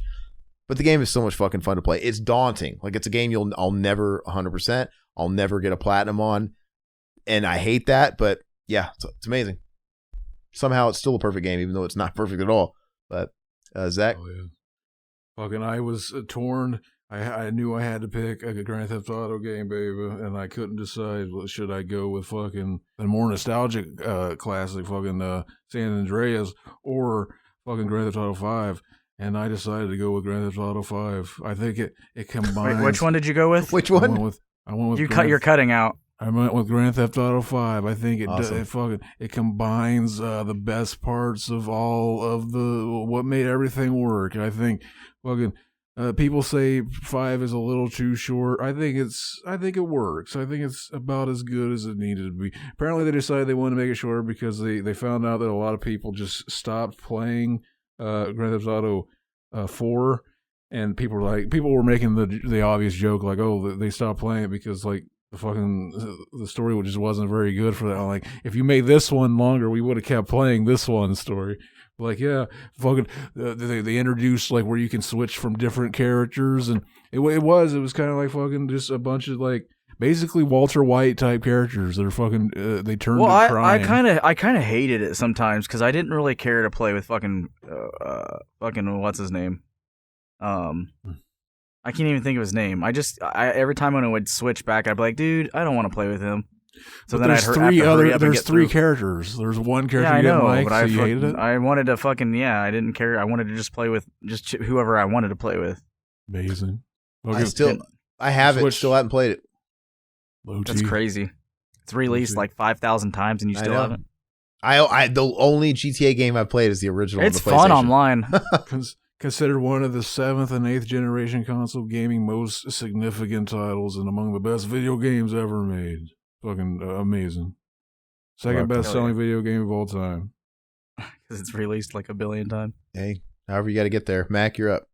So my number 14 would have to be in the same gen as fucking Aaron's. It would have to be fucking Final Fantasy VIII. I fucking didn't really care for Final Fantasy VII. But I never really cared for any of the Final Fantasy games. I thought they were kind of stupid, and the RPG stuff was not my style of a game. But my friend, once again, Lucas, fucking the Luke dog, would always be getting shit on, and fucking he's really smart. So those were his kinds of games. Like, he knew what magic, what to do, you know what I mean? He knew all that the stuff to do, and big IQ. I didn't know really what to do. So he would be like, here, well, he'd be stuck on the boss or like the ending boss, and he would always give me the game and be like, here, you try it. And for some fucking reason, me not knowing what I'm doing, every fucking time that he made me play the game, I would beat a boss that he was stuck on, and he'd be mind blown that me, someone who didn't know what the fuck I was doing, would beat this. And I was like, you know what, this is kind of fun. So fucking he had Final Fantasy VIII, and I fell in love with it, just like the environment, the fucking card game. Fucking the GF Guardian Forces. I called them Gangsta Friends. Just music, fucking everything about it. Just like you being in school and like all these like, you had your enemies in the school, and then you had your friends, and then fucking just you had to go out and fucking and you had to study and do tests and stuff. I just thought it was fucking badass. Well, it's a good story. I have to comment on it too, Zach, because I love it. But yeah, I decided against it, but I love 8 so much, and it's super nostalgic for me too, because I got 8 at the same time as I got Metal Gear Solid and Resident Evil 3. All those games kind of came out same year, Well, it's kind of hard because Final Fantasy X was up there too. And Final Fantasy VIII, let me say, people, that's like a bastard child. A lot of people hate it, but I'll say now that I've gotten older, I can notice. I love it. I can notice what people are talking about, like the imperfections about it, but I love it so much. Like, yeah, it is kind of if you love role-playing games, it's kind of a pain in the ass that all the enemies scale with you. So it actually is a disadvantage for you to level up and grind, because you're just going to make all your enemies stronger with you. So, and the magic system's kind of weird. You can break it. You can get really strong early by find secret draw points and draw like really powerful magic. But I love it. Yeah, because it was kind of like the first open world style game for Final Fantasy, right? Because you got to leave and then 7 you got had to a map. No, 7 you got to drive did it really? Yeah. I don't remember that. That's every Final Fantasy game has a world map, even from the original. So, but it was cool because you had you had a salary because you were seed for your university, which is also like the military. And depending on how you did on those tests, you can go back and take the exams. You would make a salary. Yeah, and you could pass. So in that way, it's kind of easy. You can make the game as easy as you want, but it's brilliant. And Triple Triad, the game, is super addictive. So I love it. But okay, I agree. My next pick. I struggled picking an entry in this series, and I'm only going to represent it once, and I decided to go with Metroid Zero Mission on the GBA. It's fucking awesome. Amazing game. I fucking love that game. It is so good. And I think it goes toe-to-toe with even the more popular games of the series. It's really fucking good. And it makes the original obsolete. So that's all I'll say about it. But it's awesome. And if you haven't... It's a remake. Remake of the original. It does. You even get the original after you beat the game. Like, fucking, it literally makes the original obsolete. You should never buy that when you could just buy Zero Mission. And it goes further. Like, it's got that sort of after mission after you beat Mother Brain and shit like that. And you have that little section after the game that wasn't in the original. But it's so good. Anybody hasn't played it, Game Boy Advance. The Game Boy Advance has some fucking heavy hitters on it, but I think that's I think it's the last game on the Game Boy Advance I put on my list, though. But all right, Zach. Fucking the original Dead Rising from 2006 came out on the Xbox 360. Fucking, it's basically Dawn of the Dead, the game, but they couldn't call it that, so they called it Dead Rising instead. And they put a thing saying, "Warning: this is not a reference to Dawn of the Dead. This has nothing to do with the George Romero." But fucking, we all knew the truth. We all knew the truth, and we got that shit. For some reason, this game it was never matched in how fun it is once you beat the game. If you beat the game and then you kill so many zombies, which basically requires you grindingly fucking killing zombies with a car for like the entire game's length. In at least one playthrough, you unlocked the Mega Buster and fucking the rest of the Mega Man shit, and you could just put that shit on. You could take the Mega Buster, you could kill all the bosses in like one shot. Fucking, that's so fun. It's a great game. Never played it. Zach, you're up. Or Max, sorry, my bad. I'll just do another one. So my number 15 would have to be another fucking nostalgia game for me. Fucking Kingdom Hearts, the first one, fucking 2002 action role-playing fucking video game. It fucking Square, our boys in Square, fucking Square Soft before they were Square Enix. Fucking before they became before they became Square Hard and started doing shittier. Fucking, they joined together with Walt Disney and fucking put their Final Fantasy and fucking Disney characters together. They hung out with Walt. Fucking just going into these different worlds. Fucking Nightmare Before Christmas. Fucking, you had fucking 101 Dalmatians. You had fucking Tarzan, Winnie the Pooh. Fucking, you had fucking Donald Duck, Goofy, fucking Pluto, fucking Mickey Mouse, and you got to go and fucking kick the Dark Heart's fucking ass. I thought you were gonna say the Dark Carnival. And fucking, it was just cool. You got like fucking all these cool powers. How about a new Kingdom Hearts game where they bring in the live action to, like, you can hang out with fucking Tony Perkis from fucking Heavyweights, fucking hanging out with Chance and fucking Sassy and all them from Homeward Bound. I'd do it. That'd be hilarious. I gotta say, I can't think of a better example of a game where it looked so fucking appealing because, like you said, you'd look at the trailers and shit like that, and you see, like, I was like, oh man, I can go into the Nightmare Before Christmas world, even Winnie the Pooh. I'm like, that's kind of fucking cool. And then I was so disappointed by the game. Like, I could never click with it. I tried playing it. I could get like a couple hours into it. Like, this just ain't grabbing me. So sometimes it was frustrating, but like once you got to like the areas that you really liked, it was fucking cool. And maybe that's the case. And I just couldn't. It was gorgeous. I couldn't give it enough time. But interesting. I never played the other. I played 2 for a little bit and then never finished it because I was like, this isn't Sora. But I guess you go back to them after like the beginning of the game. It's fucking beautiful. It was like putting your mouth against a pussy and blowing it. Fucking, it was Sora was the fucking the kid from the Sixth Sense. Haley Joel Osment, yeah. Hell yeah. And he played him in all 3 of them, which is cool because they got his voice as he grew up. So he sounds different, but it's actually the same person, which is fucking badass. My number 16 is the greatest installment of this franchise, and I'm not even going to fight about it. And it trumps nostalgia, Mortal Kombat 11. I have to be honest with myself. Nice. My next pick. as much as the nostalgia is way stronger for those first 3. I was going to put that, but I had to go with an older one. You just can't deny that they are hitting a stride. Like, ever since MK9, the latest trilogy, they're so fucking good. And each one got better. Not 10 was better than 9. And right. I think 11, some people still like 10 a little better. I liked 10's fighting system better than I do 11. But once you get used to it, it's kind of like it doesn't matter because I know what I'm doing. But then I have to factor in the crypt kept getting better and better. Even though you wish it would have got expanded upon like they promised it was. Like, they pulled the plug on the game too early. We didn't get Ash. They were clearly going to have more DLC characters. They already revealed they were supposed to fucking, expand the crypt. All that shit aside, it's awesome. It's just such a great fighting game. And who knew that those broken, imbalanced Mortal Kombat games would actually be respectable fighters like that you could play in tournaments and shit like that. But I always liked the Crypt. I always wanted to like the fucking Mortal Kombat games. Like I was just never I was never good at them, I guess. And 10 did the special guest star shit, and it was like they were horror themed, right? You had the Xenomorph alien, they had Leatherface, you had Jason, Predator, and then, which is awesome. But then the 11 they went action star. So you have Terminator, you got Rambo, so they're kind of, and you got RoboCop. You know, Joker was fucking weird. I have to say, I don't like Spawn was cool, voiced by Keith David. So I'm all for it. I fucking love the game. And all I've been hearing is that they're working on the newest one. Well, they haven't announced anything, but I hope they are. And I will. If they do another fucking like DC game, I'm gonna. No, and it's exciting though, because this would be. I'm imagining this. I'm sorry. I'm not gonna lie. I would be pretty stoked if they did a Marvel game. Like, I would not be upset about that. I would be open to it, but I gotta say, it's exciting for a new Mortal Kombat because it'll be the first one in a new generation. Because you know the last two were part of the PS4 console, so I want to see something. And they were nice leaps from MK9 on PS3, right? So I'm looking forward to seeing what the next leap is and what they can do and really utilize PS5 like exclusivity, or right. So it's not just a fucking gimped port that's going to go on cross-platform. But that's it, Zach.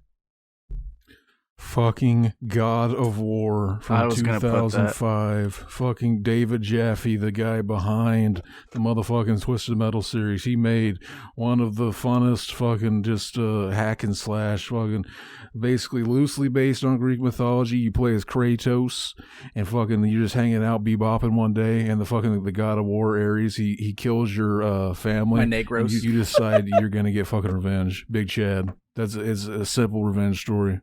Fucking, this game has some of the most irritatingly fucking hard sections. The part where you're climbing out of hell, you're fucking climbing that fucking rotating shit. I can never get through that without getting hit at least 8,000 times, and you get hit, you fall all the way back down.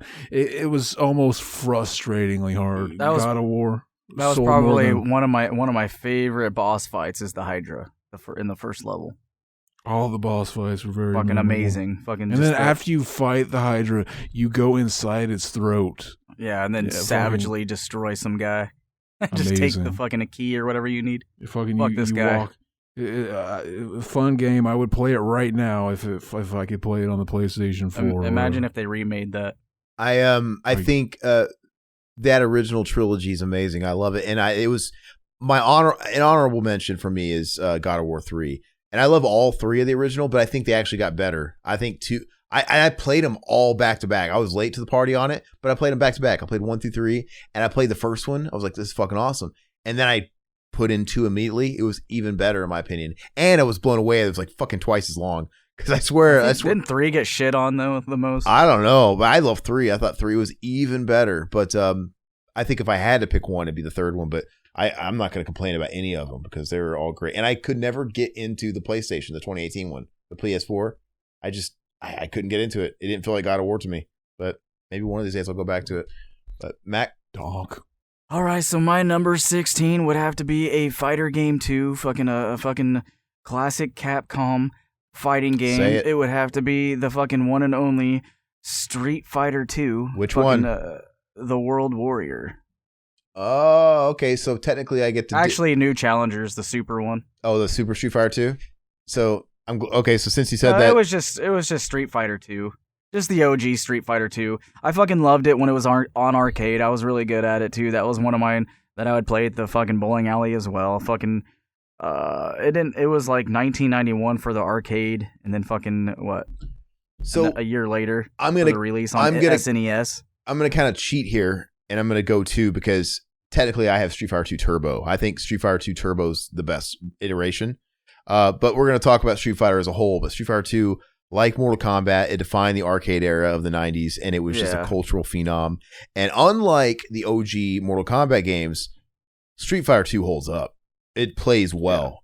Yeah. It's not, maybe it's not perfectly balanced, but it just plays so much better than Mortal Kombat. It's funny how the tides have turned because now modern day Mortal Kombat games stacked up against modern day Street Fighter, no contest. Mortal Kombat's kicking its ass.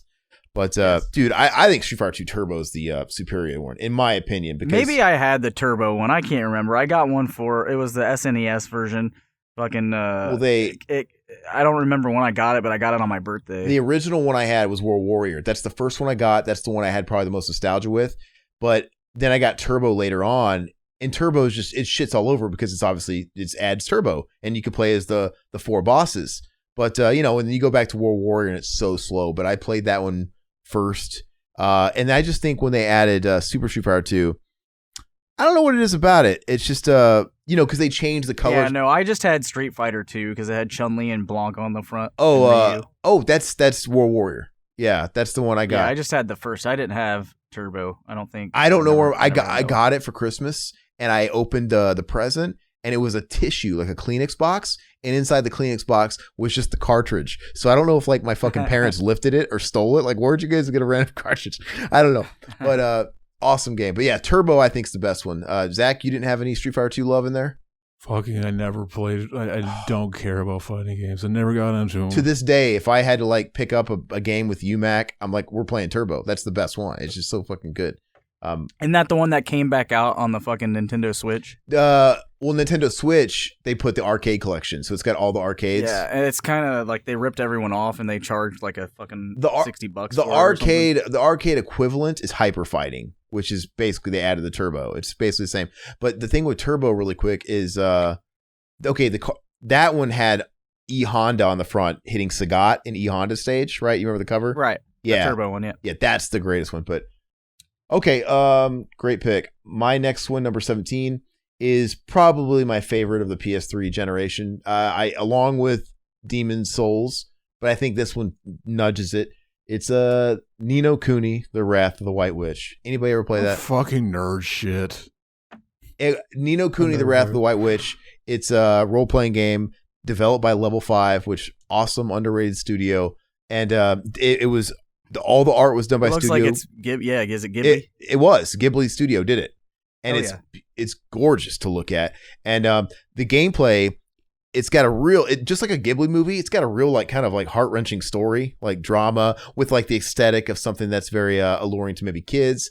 And it's a JRPG game, big world map. You go to different towns, that whole thing. But it's kind of like Pokemon too, because you capture like these fiends. They call them fiends, and you train them like Pokemon. And you could have 3 of them with you in battle, and you could choose to level up whichever ones you want and swap them out, and they help you and assist you in battle. So it's kind of like, a classic role playing like a Dragon Quest mixed with fucking Pokemon.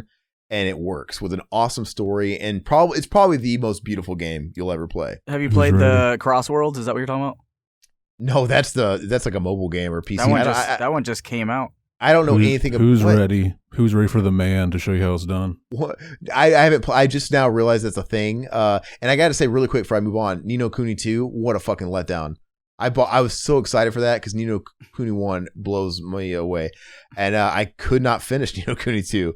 And I think they had some. I don't know what to say, but Zach, go ahead. You can take it. Fucking 1 minute. Start now. Tom Clancy's Splinter Cell Double Agent. Fucking Chad game. One of the launch titles for the Xbox 360 came out 2003. Fucking Chad. Like I said, this is the one where they fucking they had 2 different developers. Or there's actually 3 versions of this game. Ubisoft Milan and Ubisoft Shanghai. They developed.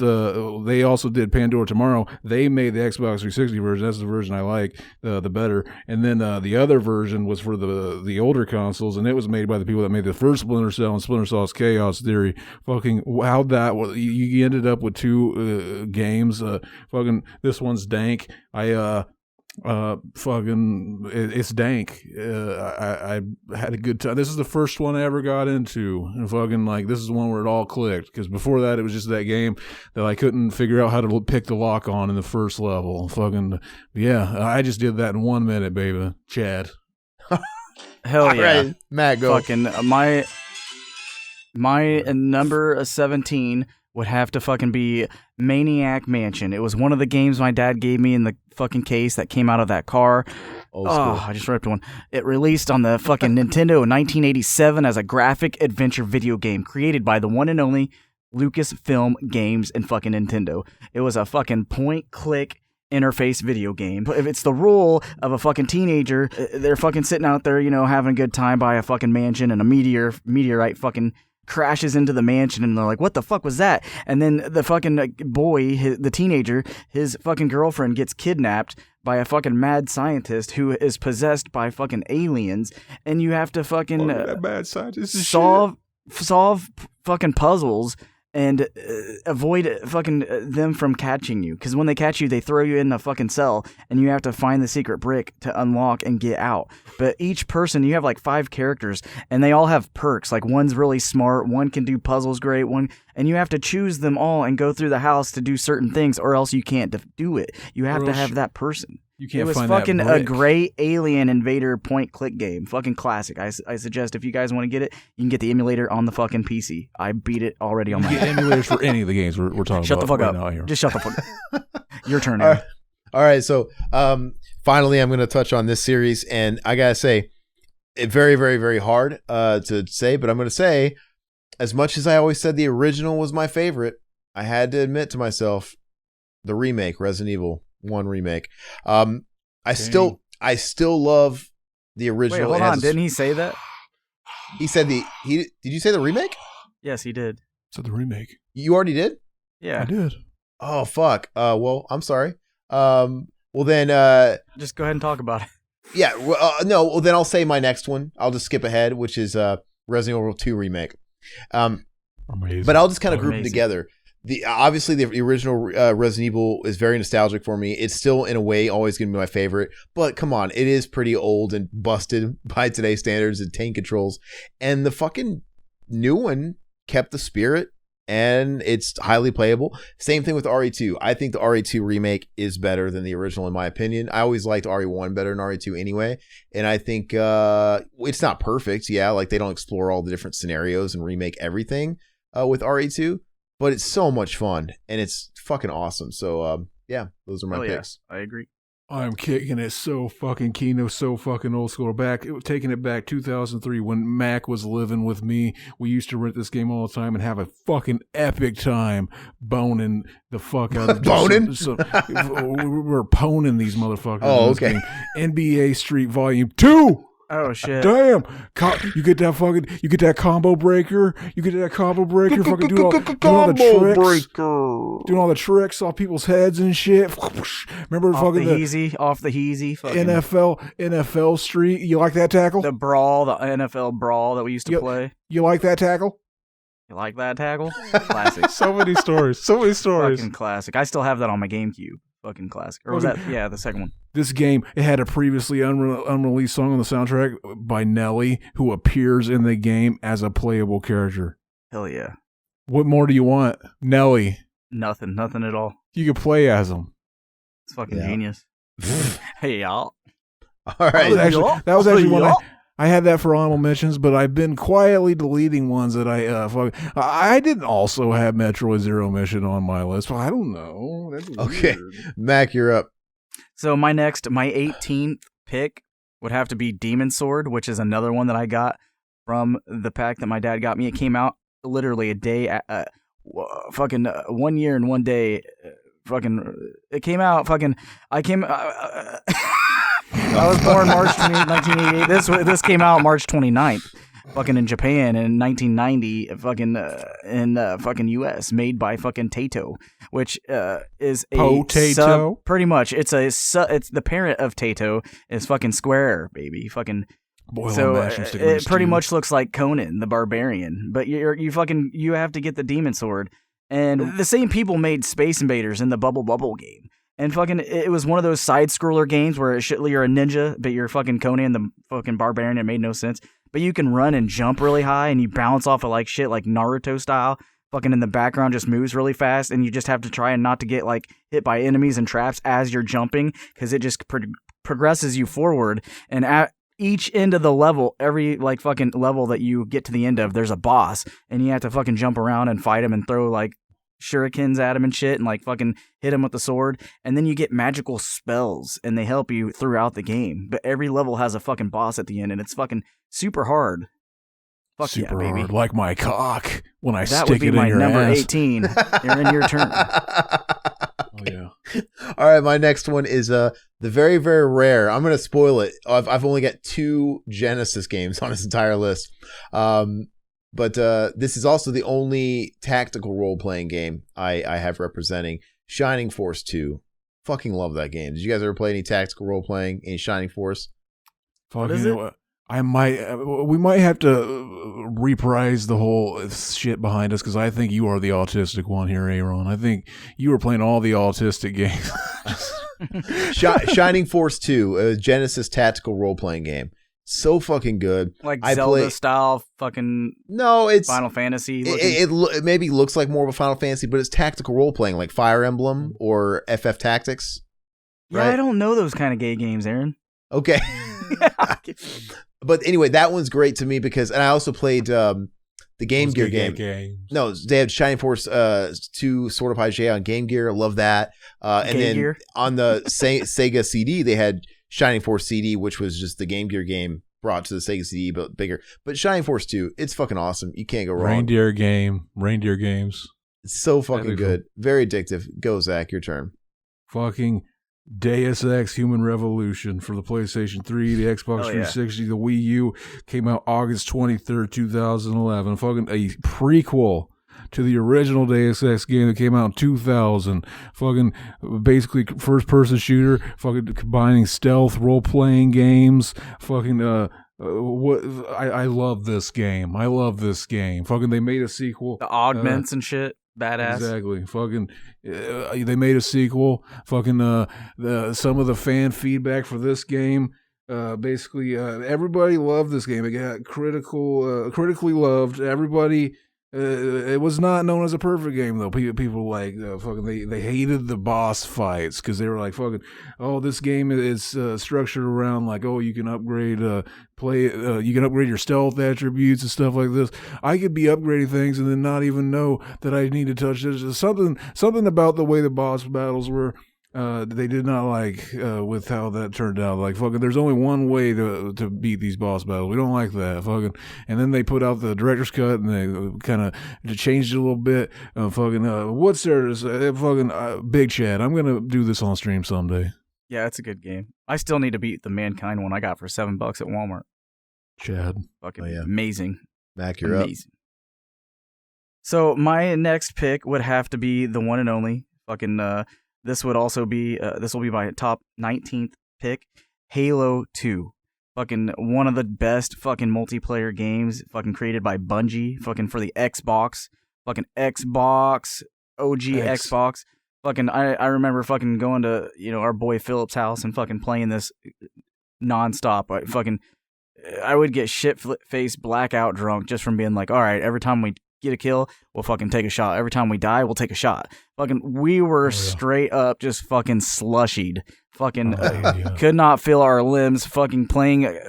By the time we noticed it, it was like fucking 4 a.m, and we woke up their parents. And fucking just a classic game. I met some really good friends from that game. Fucking, they lived in Florida. I went to Florida, met them, hung out with them, and it was just a really fucking good time.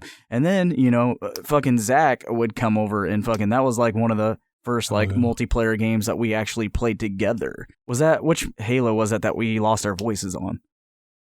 I forgot. Baby. Halo, maybe Halo Reach or 3, one of the two. The epic video you can see on our part of our Princess Awesome Super Pony Power Punch Part 4. Yeah, we lost our voices and we woke up some people in the house and they got pissed at us, but it was good times.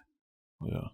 Okay, guys, my next one, it is also modern, and it's my other favorite game on the PS4 generation.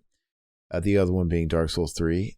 Spider-Man, it fucking floored me. I loved it. Spider-Man 2018 is the game like I never thought could have been a reality when I was a little kid. Like, oh man, would it be great if you could have this big, you could fucking swing around New York City and it was huge and you could do whatever you wanted. I mean, like, I could have never fathomed that you'd get a game like that. And it's funny because it's not perfect, because if it was perfect, it wouldn't have the annoying Mary Jane segments, and it wouldn't have the gameplay bloating like puzzles, right? The Doc Ock puzzle fucking things. Those were annoying, and then it's just game padding. but the rest of the game is flawless, so I kind of forget it. But it's so awesome. I can't wait for Spider-Man 2.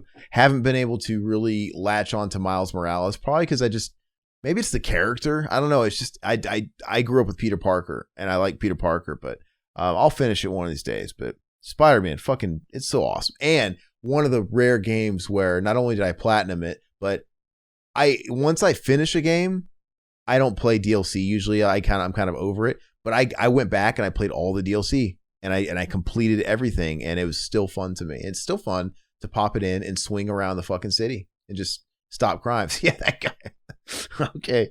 But that's mine. Zach, you're up next.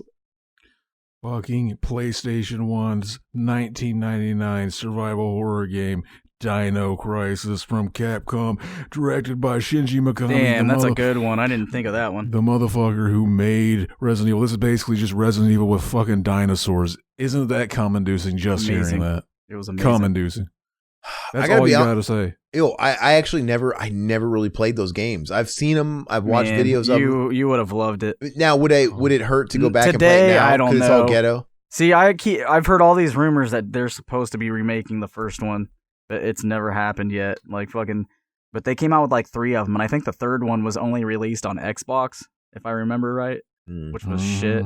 But I never played it. The first one was fucking classic. I hate that I missed the boat on it because, it'd be like telling somebody now to go back and play Resident Evil 1 for the first time. They're like, yeah, that's too bad. All right, so, Matt, go. It's funny that you say modern because I threw in one of the fucking what is it? Where they keep reskinning it over and over again. Now it's just like a shit game. Fucking the OG COD. They had Modern Warfare 4 would have started it all for me. But I'm going to have to go with Call of Duty Modern Warfare 2 because it had one of the best fucking online multiplayer fucking gaming campaign. Online. Fucking 2009. Fucking Infinity Ward. Sorry. Fucking, it was just one of the best fucking online multiplayer games. Other than Halo 2, this fucking, they did it. They fucking broke the internet with this fucking classic game that I could not get off of. I was a dick kid. It literally ruined his fucking life. It ruined I didn't go to school. I fucking dropped out. He divorced a woman.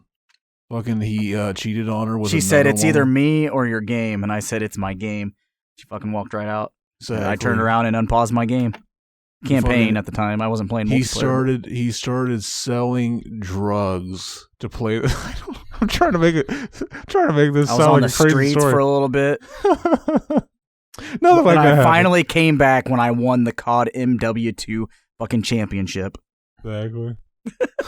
My next game, keeping in theme with my last pick, this is actually a selection from the Sega CD, but I put on Spider-Man versus the Kingpin on the Sega CD. For my money. Has anybody ever played Spider-Man versus the Kingpin on the Sega CD? Never. I wasn't rich enough to have a fucking Sega Saturn. All these games you're giving us are duds, Aaron. So I've never had a Sega Saturn. Sega CD. That's what I said. And I got it when it was on clearance. I got it when it was on clearance when nobody else when it bombed, so I got it real cheap. And my mom would pass it off as, oh yeah, like Mom, I want a PlayStation with all because the PlayStation was the new hotness. And it's like, hey, I got you a Sega CD. But anyway, yeah, it's obviously notorious for not having a super great library, but there's some heavy hitters on it, some lost gems that are really fucking awesome. Like the Lunar games, a Final Fight version that's the best Final Fight version. Obviously, it's got Snatcher. But anyway, fucking Spider-Man versus the Kingpin. It was kind of a Carnage. Why didn't I put that down? It was sort of an amped up port of Spider-Man versus the Kingpin on Sega Genesis. And anyway, so it was pretty ahead of its time. Nowadays, the controls are a little stiff, but dude, it had an awesome soundtrack, and the theme, the songs were sang by the guy from Mr. Big, so it was like cock that rock. Guy. And it kind of had a bit of an open world aspect to it because you could pick your stages out of sequence. Like it'd have an overworld map of New York City, and you could choose which level you wanted to go to, kind of like Mega Man, right? And there would be Mega Man. There would be main levels like the Doc Ock level or the Lizard level or whatever, the Electro level. And there would be other sub levels too that really didn't have much going on for them, but you'd want to go to these levels because you could collect comic books, real issues of comic books from Spider-Man, which is very forward thinking because that's the kind of shit that games would do later, not in the mid 90s.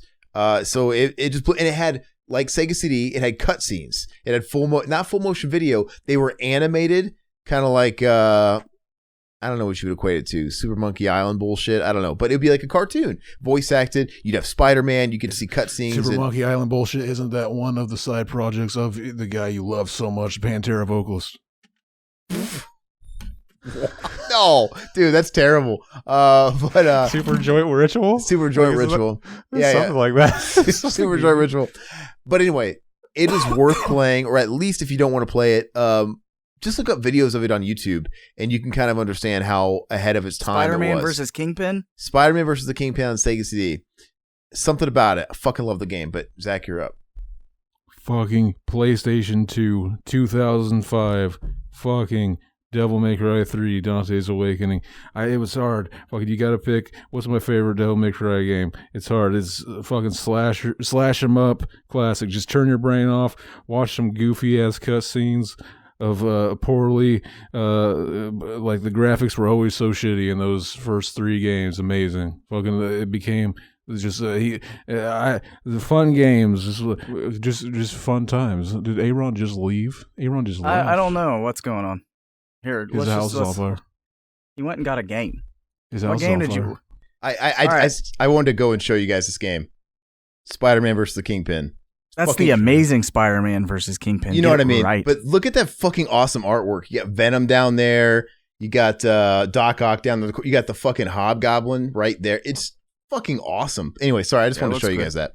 But, all right, go ahead, Zach. Redo what you were doing until you were interrupted. Fucking continue. Devil May Cry 3, Dante's Awakening. It's a prequel to the original Devil May Cry. I couldn't decide if I wanted to put the first one or the third one, but I put the third one because for some reason, the one flaw with the first one is that I can't just replay through the campaign over and over again to get all the upgrades. Like fucking, you play through the game and then it automatically puts you in hard mode.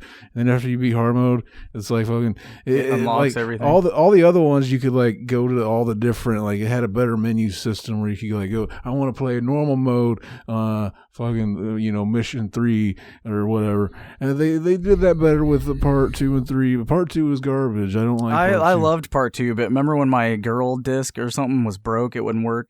I'd put it in and it would just freeze. I would have to say I really liked the remake of fucking DMC. I don't know. I liked it. It was goofy.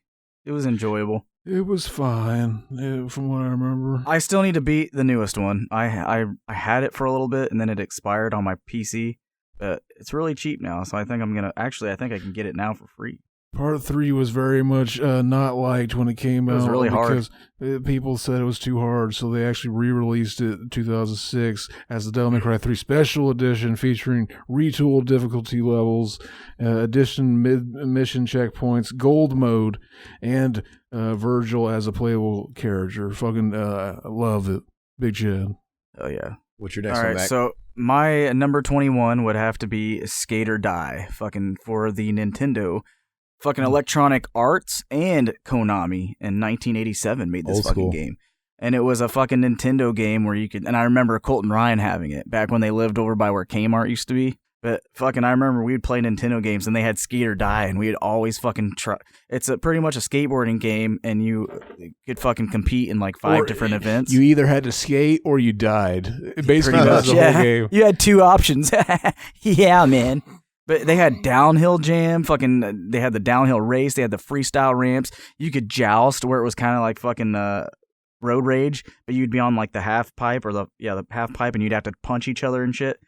And you just had to get like a lot of points and it was just fun. It had fucking goofy characters in it. It was a good time. It was really hard to get used to, but once you got the hang of it, it was pretty fucking cool. You're thinking of Road Rash. It's Road Rage. Road Rash. Road Rash they is might, a game. I think there's a new one called Road Rage now. Let me check. I might be wrong.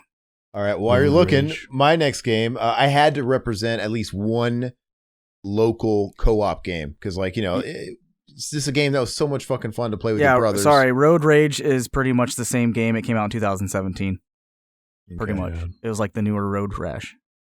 But yeah, I had to represent co-op because we all had that game. We love playing with our siblings or your friends or whatever. They'd come over. And to me, the greatest fucking co-op game, one of them, Super Bomberman 2 on the SNES. Did you ever play that? Never. Bomberman, I played some Bomberman, but it was on... It doesn't get better than Super Bomberman 2. It's simple. Like, you know, as the series goes on, they add all this gimmicky shit. But just Super Bomberman 2, there's really not much to say about it. Just getting like 3 other people to fucking play that game. And if, you know, obviously if you didn't have a multi-tap for your Super Nintendo, you'd play against a computer. And you're just trying to fucking be the last man standing. And it's so addictive and just lots of fun long nights playing those games. Even up until recently. So that's it. Zach? Well, and I'll go ahead and put, I think this was a fucking honorable mention, but I'll go ahead and give it because it's also a co-op game. Army of Two. Hell yeah. 2008 for the PlayStation 3, 360, all that shit. Fucking, basically, yeah, it was, basically whenever Gears of War came out, not God of War, Gears of War, it created the whole trend of like knee-high walls to hide behind, to pop up and shoot up you. Knee-high. And then basically this was kind of one of those games. It was a lot like that. It was basically like Gears of War, but it was all around fucking like co-op, bro. And they had that mechanic where like, oh yeah, your partner can flank people that are shooting at you. Like they had the aggro meter. You could break off the car doors and use them as shields. They had the aggro meter, so it was Hell like, yeah. fucking, you got fucking, dude, I would say, go aggro, bro. And he'd start shooting. You guys sync up. And then it'd show him turn red, and that's how you knew that, like, the enemy was just focused on them, and you could, like, sneak up behind and fuck them in the butt if you wanted to. It was very Chad. Also, I'd like to point out that was a really good game to, like, play more. It had, like replay value. That's what it was. Oh. And, fucking, because you could pimp out your guns, and you can get fucking straight up platinum. And fucking diamonds all over. That's when X to the Z exhibit would come in and fucking like, oh, hell yeah, I can pimp out your gun. I'm gonna pimp out your ride. Hell yeah. So it's my turn. Yep. Oh yeah. So I'm gonna have to go with a fucking another Rockstar game, fucking Rockstar North. The very first one that fucking started it all for Grand Theft Auto would have to be fucking GTA 3. I don't care what people say. I like fucking protagonists that don't talk. I know it's weird, but I just liked that he didn't fucking say shit. It was goofy, but at the same time, I felt like I was that character. And fucking Grand Theft Auto 3, fucking, you know, you could flip people off, fucking stand in front of a car. I remember Colt and Ryan were playing it. And fucking just watching them play it, I was in awe that this was fucking GTA. Like, this was so gross for a kid. Can you go back and play that game now, though? Yeah. Like, if I had it on my Switch, I would literally fucking play it. You can get it on your Switch. I will fucking get it. Part 3, you couldn't go into any buildings. You couldn't drive anything. I don't care about that. Cars. That's how a lot of them were. I think Vice City changed that maybe. But barely. Vice City was my next choice. Vice City was my next choice because I fucking really, really love that game. But just GTA 3 set it all for me. That was, like I said before, I chose a game that fucking just blew, like as a kid, like this is the next step in fucking video games. And that fucking was just the top game. You know what I mean? I think fucking literally I think it might just be nostalgia. I think fucking most people probably would. I mean, just the that's things gonna play that a little bit. Just though, the things, yeah, of course, but just the things that it changed for video games, like I think the mechanics and the way it feels and plays never felt better than Part 5. They fucking sucked for 3. Yeah, they did. But like as a kid, you know, you played worse. Fucking Nintendo games. That's kind of how Metal Gear Solid 5 is too, because like all the games before it will never feel as good as that one ends up feeling.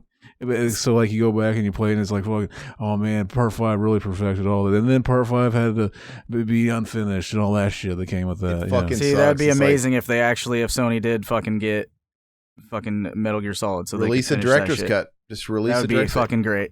All right, so yeah. My turn as well. Greatest system of all time, Super NES. This is one of the many games I got for it. The Christmas I got the system, and one of the best design games. Beautifully drawn. All the sprites are gorgeous. Super Ghouls and Ghosts. It is heads and tails better than the original. It did everything times 10. Yeah, like every Super Nintendo game, it suffered from slowdown. That was the Achilles heel of the Super Nintendo, but you didn't give a shit about it as a kid. And I still don't. Like, it's just almost, it's just part of the game now. Like, when there's a lot of shit coming at you on the screen, you just know you're going to fucking slow down in certain parts of the game. But the music, the stage design, the stages are great. Even though it's annoying as fuck, the whole gimmick of having to beat the game twice, it's incredible. And it's a game that, fuck, you really wish you could save, but you couldn't. You had to beat it in a sitting, and it never failed. It's like you play it in a sitting, and you get all the way to the end, only to have to go back because you can't. You have to go find the goddess bracelet and play the game again. And usually it's like, okay, I'm not gonna play this shit again. That's kind of usually what you did. But it's an amazing game. Did you guys ever play it? No, but I remember Broadway had it right next to fucking Turtles in Time, and I would always fucking stare at it and like, I don't know if I'd like this game. It just doesn't. It's so good. Tweak my nips. I don't think I ever played Super Ghouls and Go because I always hated Ghosts and Goblins. It's so much better, and it's so much. Look, think about the Super Nintendo. What it did for every sequel to NES games. NES games were hard. Why? Because usually the controls and shit like that, and they were imbalanced. So the controllers are perfected. It's so much more fun. It's still challenging, but it's not like unfair. And my brothers and we love it. My brother loved it so much that he got a tattoo of the first boss on his back shoulder. Just awesome enemy design. It's obviously it's spooky themed, right? It's zombies and skeletons. It's just so much fun. What was that other one like? Zombies Ate My Mother or Neighbors. Zombies. That was right next to it. I remember seeing that too, and it had that like black and white swirly behind it. Yeah, Zombies Ate My Neighbors. All right, Zach, your turn. Fucking the fourth entry in the Elder Scrolls series, I put fucking Oblivion. Fucking came out on, I think this was a launch title for the 360, 2006. Fucking basically, yeah, it's just like I ended up liking this one more than Skyrim. Skyrim That's crazy. Kind of streamlined some stuff.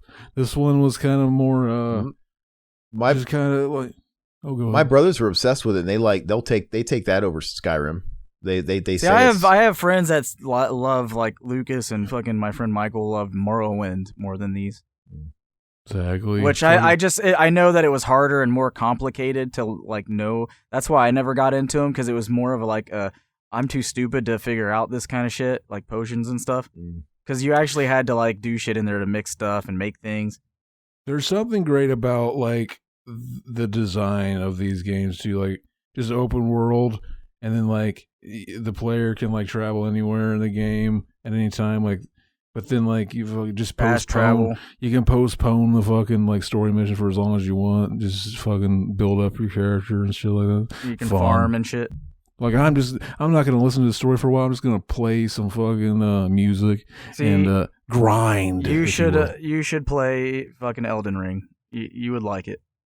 It's pretty much like that, but fucking just really hard.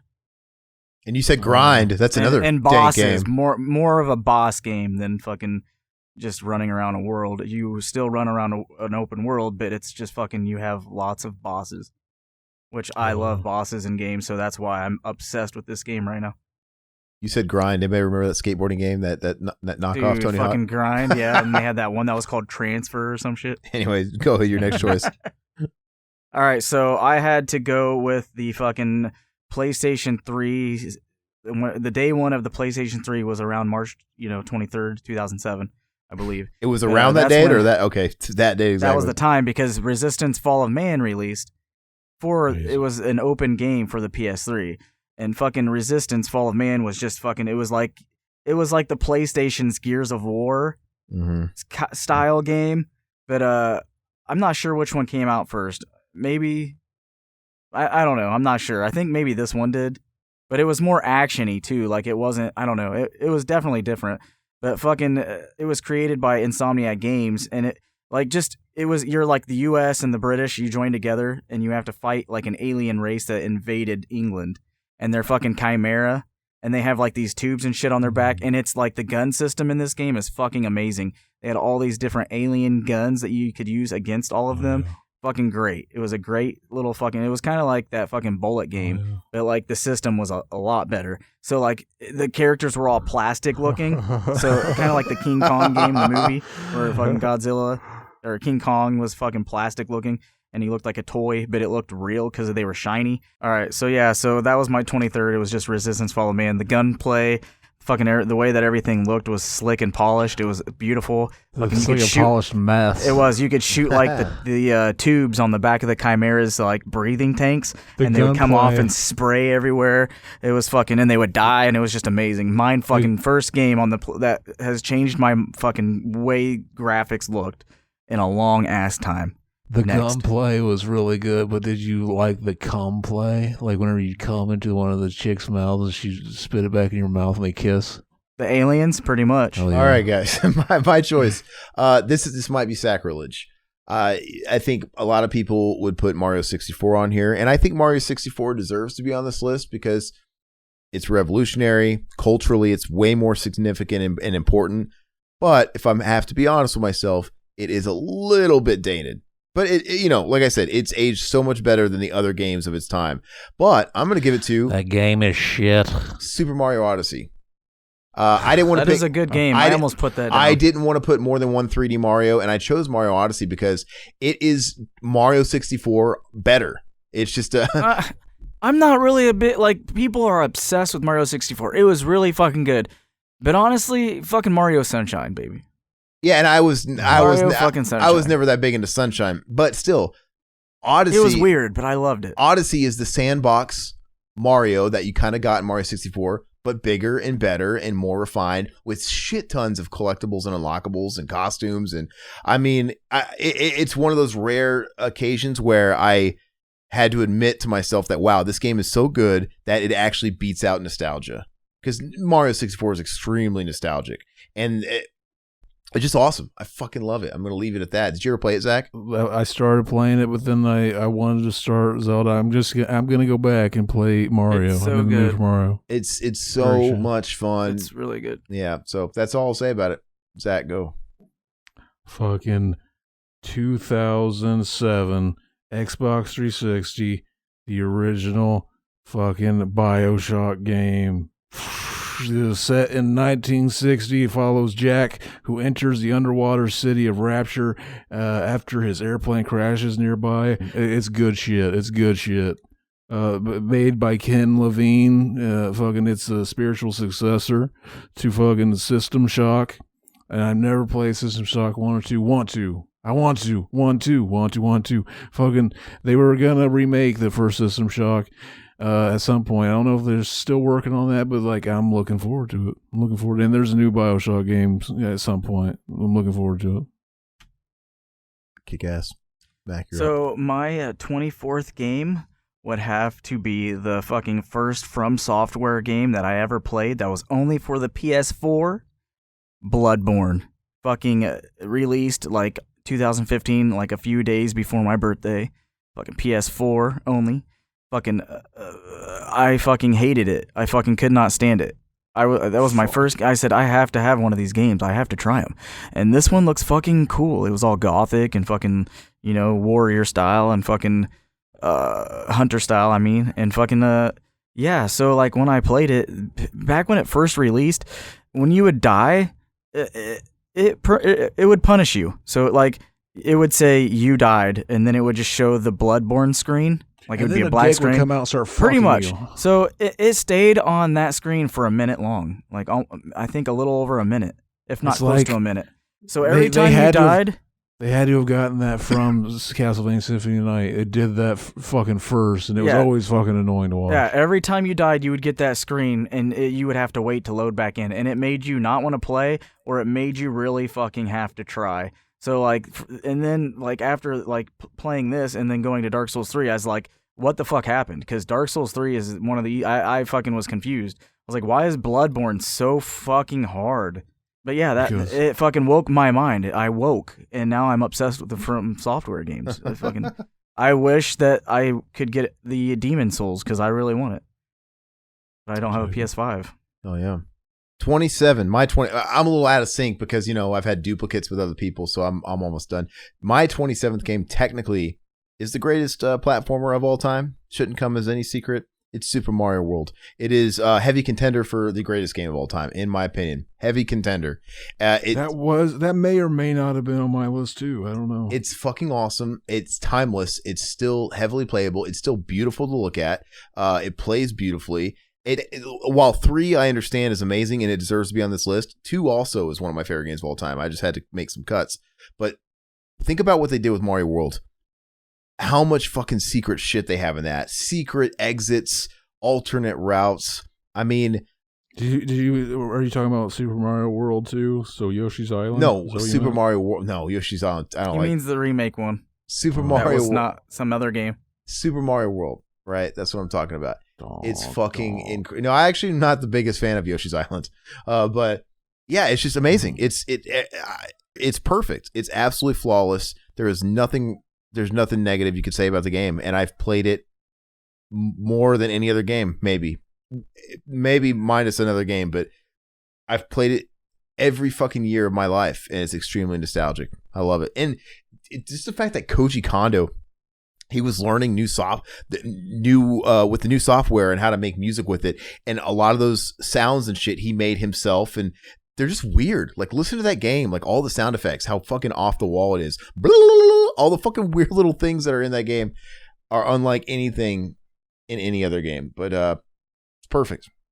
Oh yeah, perfect. That wasn't on your list, Zach? Yeah, you said it was. Oh, you said man. No, it wasn't. I did fucking. Now I have more room to put other games. So what's your next one? If that, you skip it if it was on your list. Fucking Mass Effect. Fucking I'll just put Mass Effect 1 and 2 because the third one is not good. Fucking it was a great idea, and it was executed bad at the end. But we're gonna make this series where every fucking decision you make depends on not only does it carry through to this game, it carries through the whole trilogy. Like fucking the decision you made in the first game is over fucking affecting shit in part 3 and shit. Fucking awesome idea. I really like 1 and 2, and 3 is very forgettable. But I got the collection, and I was going to play through them all again. Oh, yeah. I know some people that like part 3, though. I never played it. They're talking about people are speculating because they're going to make a new Mass Effect, and they're like, fucking, are they just going to bite the bullet and fucking go back to the original fucking story, basically just rewrite it since everybody hated it anyway, and just it continues from there on and we can fix things now. Who knows? We'll see. All right, Matt. All right, so I'm gonna make this one fast because we've talked about it a lot. Fucking my 25th would have to be MK Trilogy. Pretty much put fucking 1, 2, and 3 into a bigger, beautiful game. Fucking better fucking fatalities, fucking more characters to choose from, fucking animalities, fucking friendships, fucking new stage fatalities, added brutalities. Fucking, it was just a fun fucking game. They fucking polished it up. Fucking, it was fun. Even on the N64. Fuck yeah. All right. Oh yeah. My number 29 for me. It is the greatest game of all time. Like I say, it goes toe to toe with Mario World. It's so fucking close. It's scary, but I have to give it to Link to the Past, Legend of Zelda. It's the greatest game of all time. It's amazing. And when I play that game, Donkey Kong sucks.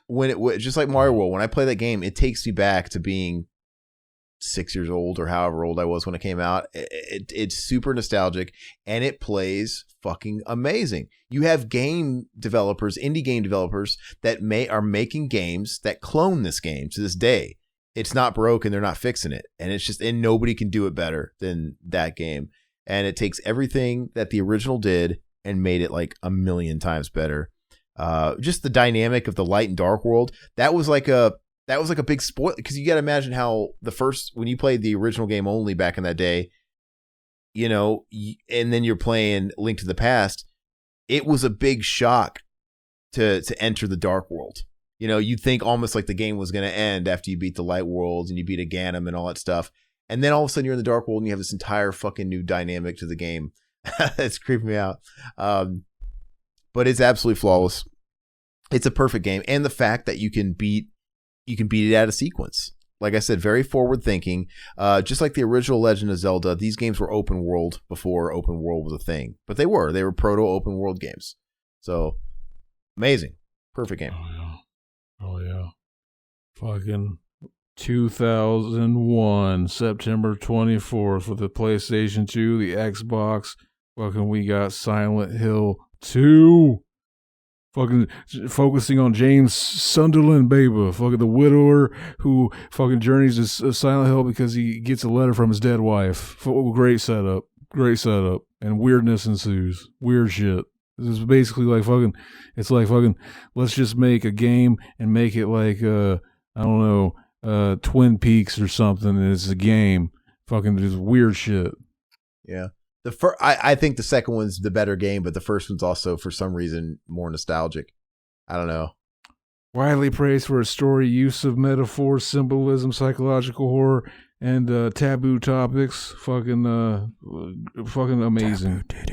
Criticism for the game, controls, despite their improvement over the previous game. That was the biggest thing they wanted to do. They wanted to make... it's basically like the Blue Ruin of its time, because they wanted you to be like the every guy who's like completely bad at fighting. So like you fucking like you're literally like there's that new Kendrick album. He has a song on it called Silent Hill. The hook says "Push these neighbors off me like huh," and I was thinking like.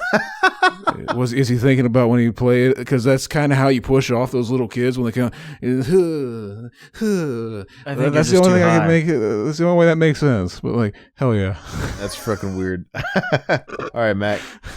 So I'm gonna go with another nostalgic classic that I used to play back in the day on the fucking PlayStation, fucking made by Square, fucking an Eidos, the fucking series style of a Tomb Raider. Fucking the first one, it was out in 1996. Fucking all the puzzles you could do. Fucking all the secrets. Fucking, I just going into her house trying to trap the fucking butler in the freezer. You unlock the door and run in there. Fucking he fucking slow as hell coming in with his fucking plate of stuff shaking. And you can lock him in there and you'll just see him like coming out of the wall kind of, but he's stuck.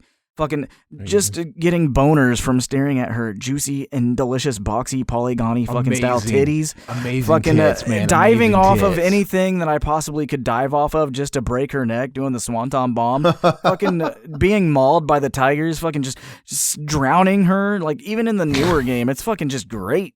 I have to make a correction though. The original games were not published by Square. They were published by Eidos, and like the new ones, they were developed by Crystal. Square Enix Europe and Eidos. Crystal Dynamics was the developer, and Eidos. Yeah. So, all right, so continuing it off, I can pick two to a series.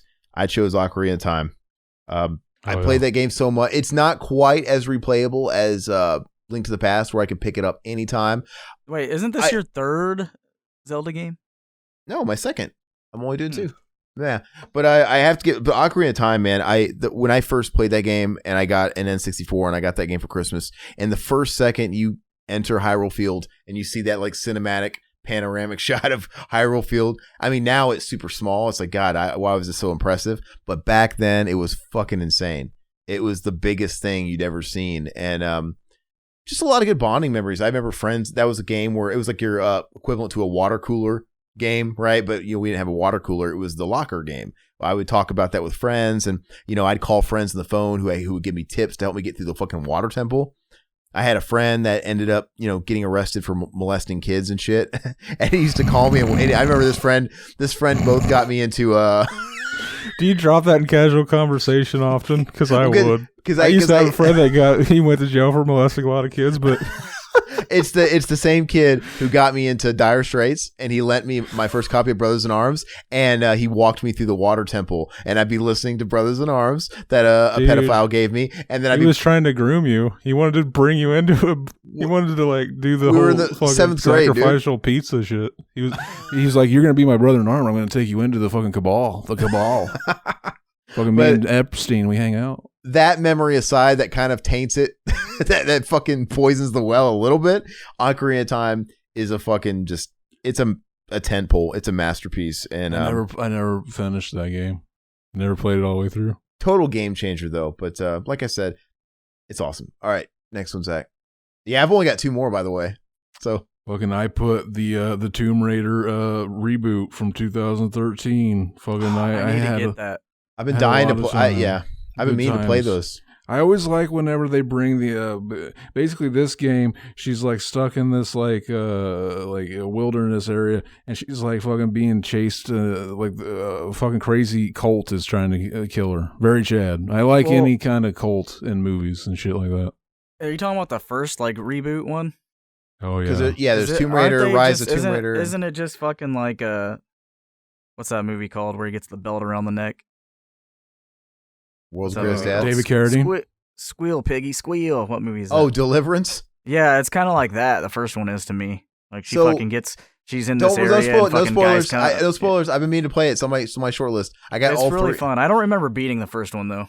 I got all three of them. And I know technically the original Tomb Raider remake was PS3 gen, right? But is it still worth playing? Do I have to play them in order? Oh yeah, I'd play it.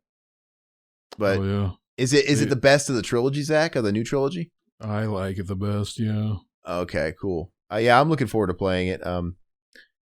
So Mac. Yeah, so my 27th pick is Indigo Prophecy, fucking also known as Fahrenheit, from Quantic Dreams. They fucking made, Detroit, fucking Beyond They created Two Souls. the whole city of Detroit too. Hell yeah. Fucking.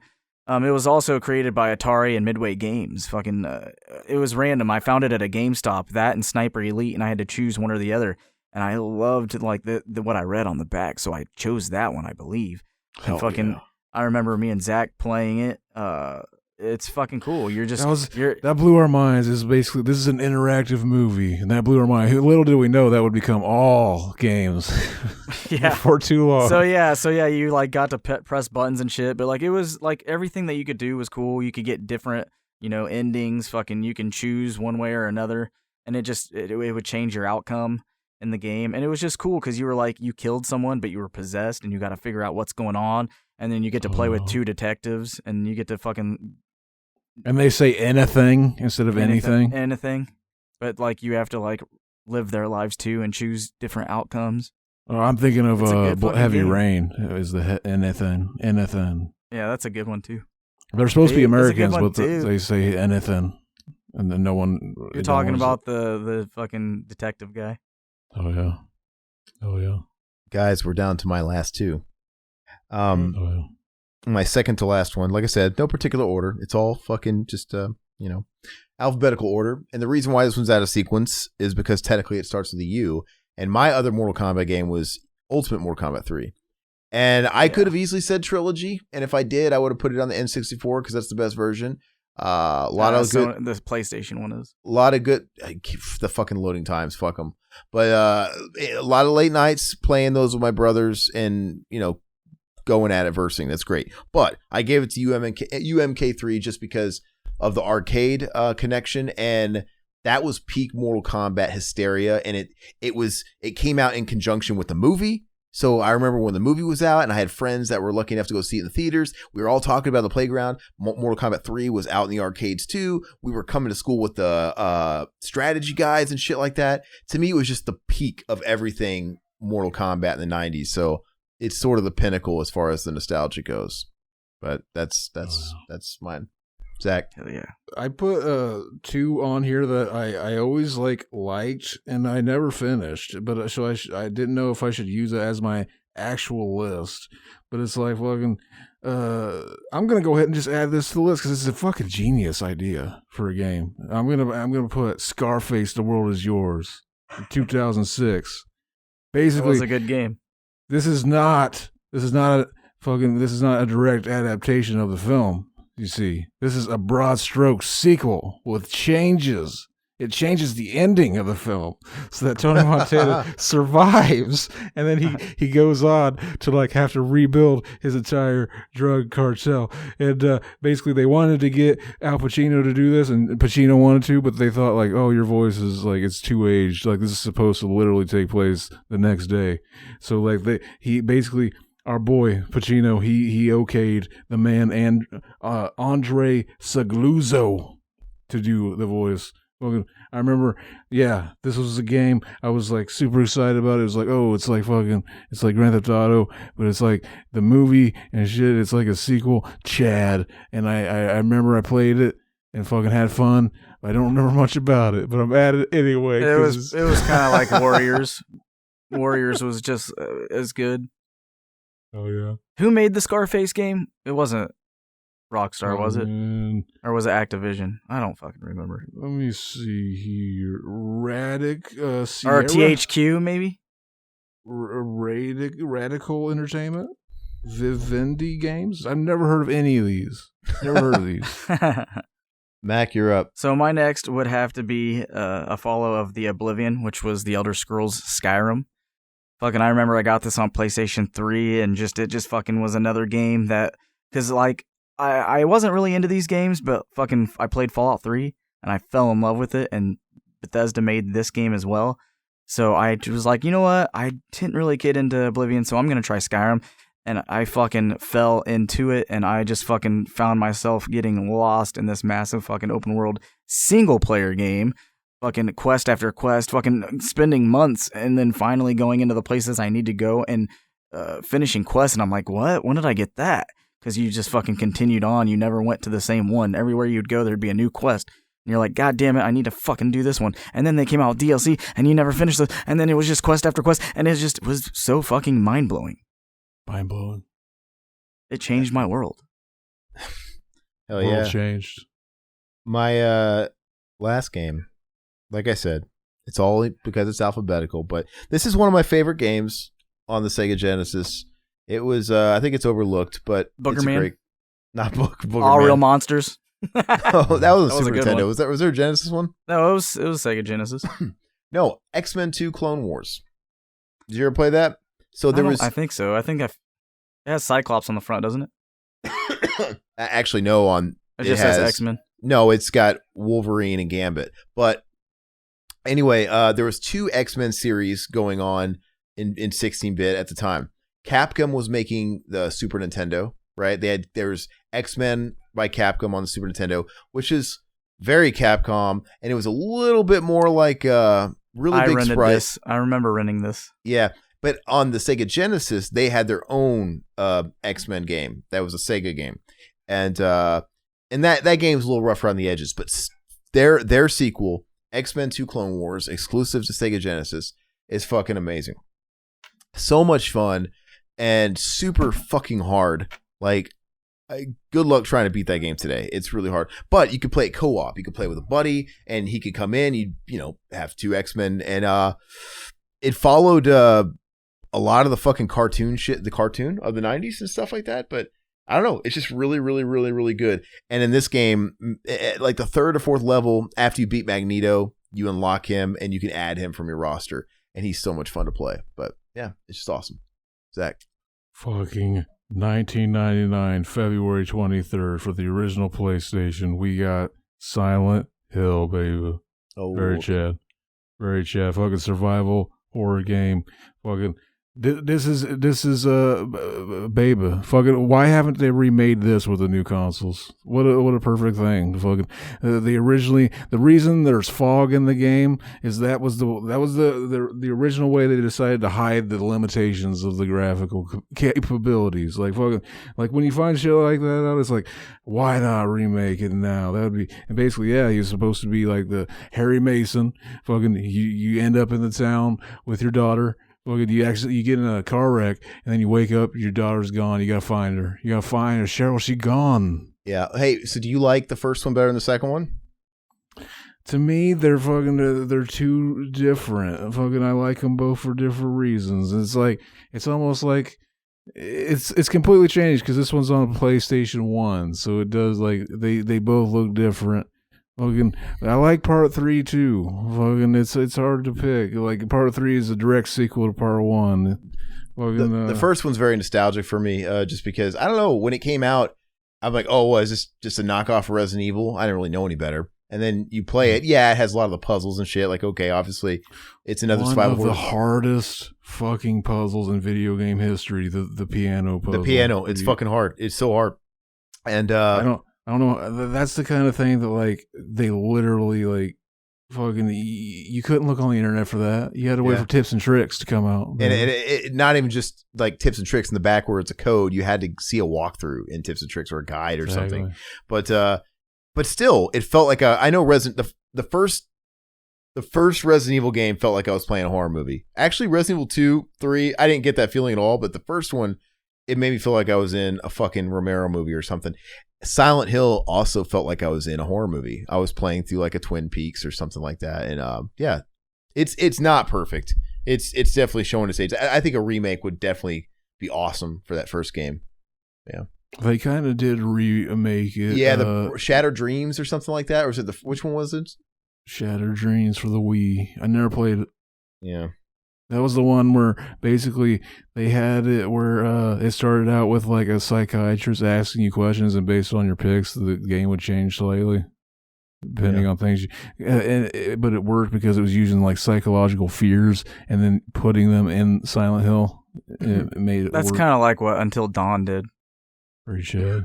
But nobody played that, so they should remake it again for modern consoles. All right, Mac. How many? So my 29th pick would have to be fucking Fallout 3, which is what I said before. This was my first. I hated games like this. I didn't really care for the action roleplay fucking style game like this because I didn't really understand it as much. Kind of like the Final Fantasies. I didn't understand them like that.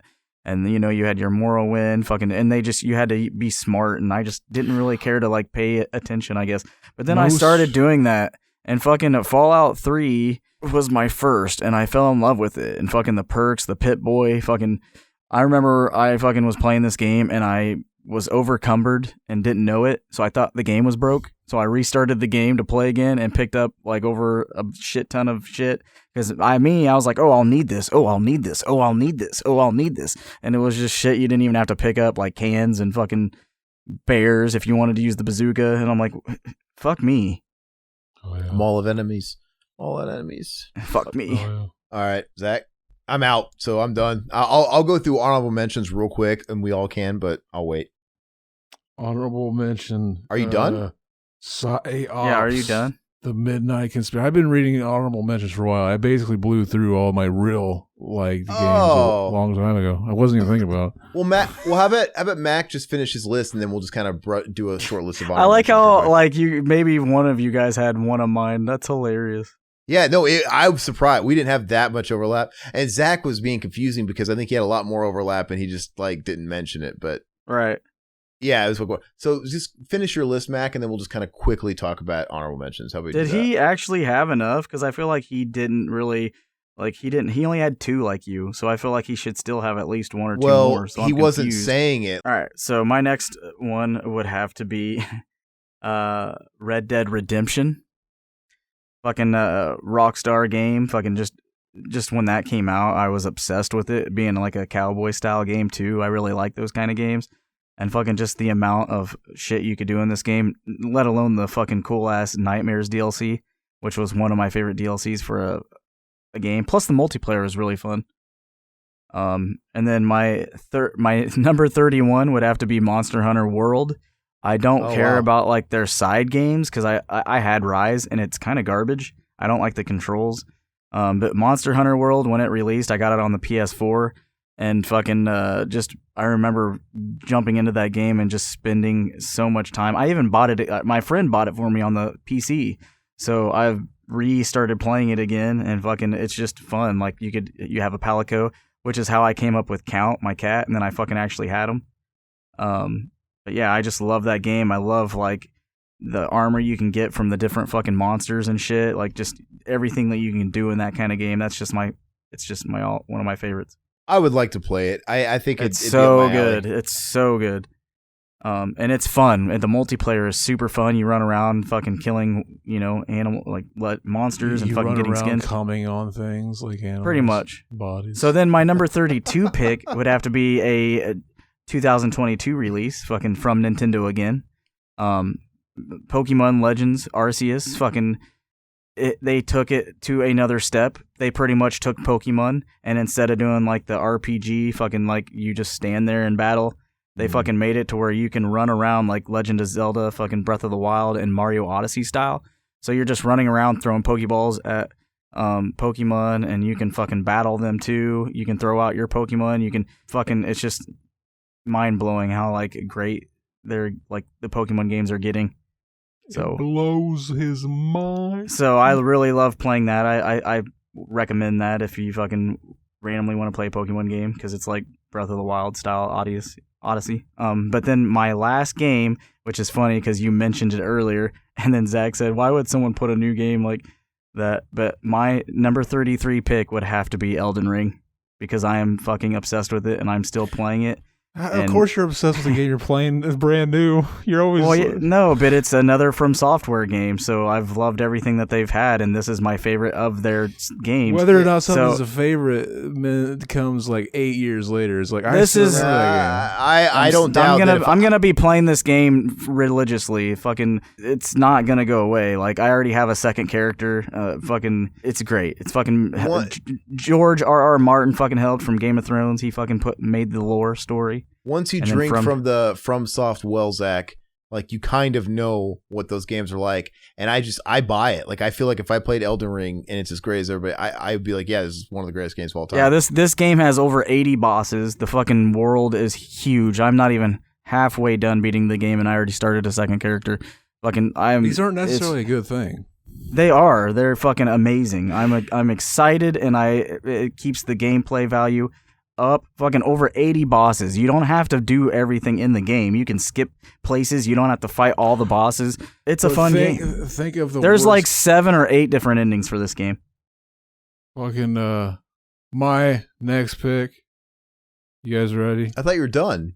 Yeah, are you done or not? I thought you were done. I thought I had 2 honorable mentions. Oh, okay. Well, I just said we were going to do... Okay, so do your honorable mentions, and if anybody else has any, we'll just kind of... Psyops, the Mindgate conspiracy. Yeah. Fucking, this is one that I never finished, but like, right, I remember that we got stuck on it. We had to like take it back, and we got stuck. We got stuck on a part, and we couldn't do it. We were fucking. Basically, you're a guy in a facility, and you got fucking telekinesis, and it's just like fucking. You have like, fucking telekinesis powers. You can break out. You got to break out.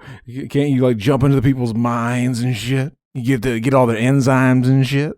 And that was a really good game. The part we got, basically, it's actually freeware now. You can, as of December 2018, the website Major Geeks now hosts the PC game as freeware. Fucking, you can just get it right now, completely free, for free. Okay, knock out your other one, your other honorable mention, and I'll just get mine. The Warriors come out to play. Oh yeah, that's a good one. Warriors come out to play. Fucking amazing. Basically, this isn't just a remake of like a retelling of the movie either. This is also kind of a pseudo sequel, but it takes place. Basically, it starts out like a couple months before the incident that starts the movie out, and then you play through everything leading up to it, and then the movie plays out. Very Chad. And apparently, whenever they re-put it out for like the newer systems, like they put it out for the PSP, they had to change some of the music because they couldn't use the Eagle song or whatever it was from the movie. That they also use at the end of the game. Very Chad. Oh, it's a fun time. Mac, it's basically just a beat 'em up, but like fucking every once in a while there was like flashback missions where you find out something leading up to these characters, like fucking very Chad. I wanted to go back and play through it again. Mac, did you have any honorable mentions? So I had a few. Fucking, I'll just name them. I won't go into detail. Blast them. So I'm just gonna say some of them that I didn't say before, which would be fucking WWF SmackDown 1, fucking Dave Mirra, fucking Manhunt, Horizon Zero Dawn, Until Dawn, Maximum Carnage, The Last of Us, Deus Ex, the newer one, Prototype 1 and 2, and Mario Sunshine. Oh, yeah. I've got a quick list, too. And actually, this first one, this one should have made my list. I feel bad. This isn't even an honorable mention. I just forgot to put it because it's totally... I would bump fucking, I don't know, X-Men or Super Bomberman, but Yakuza 0, that has to be on my list. So I'm sorry. No one said Fable yet. I'm surprised. Yeah, Yakuza 0 is so fucking Assassin's incredible. Creed. Play Yakuza if you guys haven't. Start with Yakuza 0. It's awesome. Have you played the Last Judgment and the Judgment games? Because they're kind of the same. I started playing Judgment and I didn't get too far into it. I don't know why I wasn't feeling it because it changes the angle a little bit. You're a private eye, so it's not quite as action oriented. It's more detective. I'm sure I'll get into it at some point. And I played Yakuza Like a Dragon. Fucking awesome. Where it's like a turn-based RPG. But I'm going to give it to Yakuza 0 because it's fucking awesome. The story's great. But anyway, my honorable mentions are Baseball 2020. That was on Super NES and Genesis. I had it on the Genesis. It was just a wacky fucking futuristic baseball game. Mighty Morphin Power Rangers Beat 'em Up on SNES. It's not a perfect game by any stretch. And it's very monotonous when you play it today. But I loved it when I was a kid. It came out right when Power Rangers was so hot. And it's still beautiful to look at. It's really nostalgic. And Clock Tower.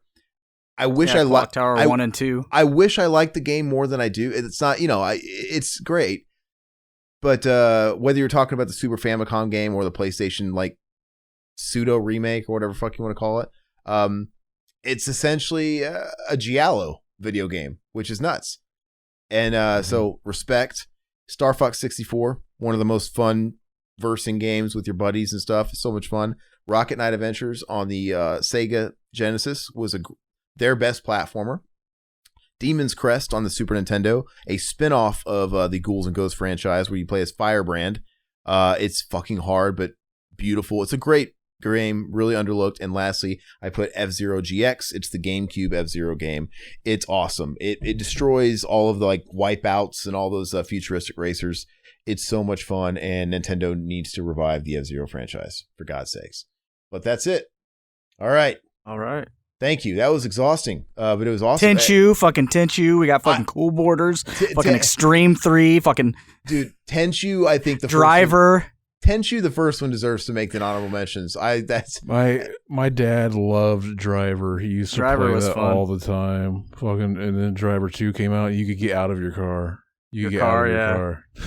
That was the big new thing. You could not drive. The glitches were so funny.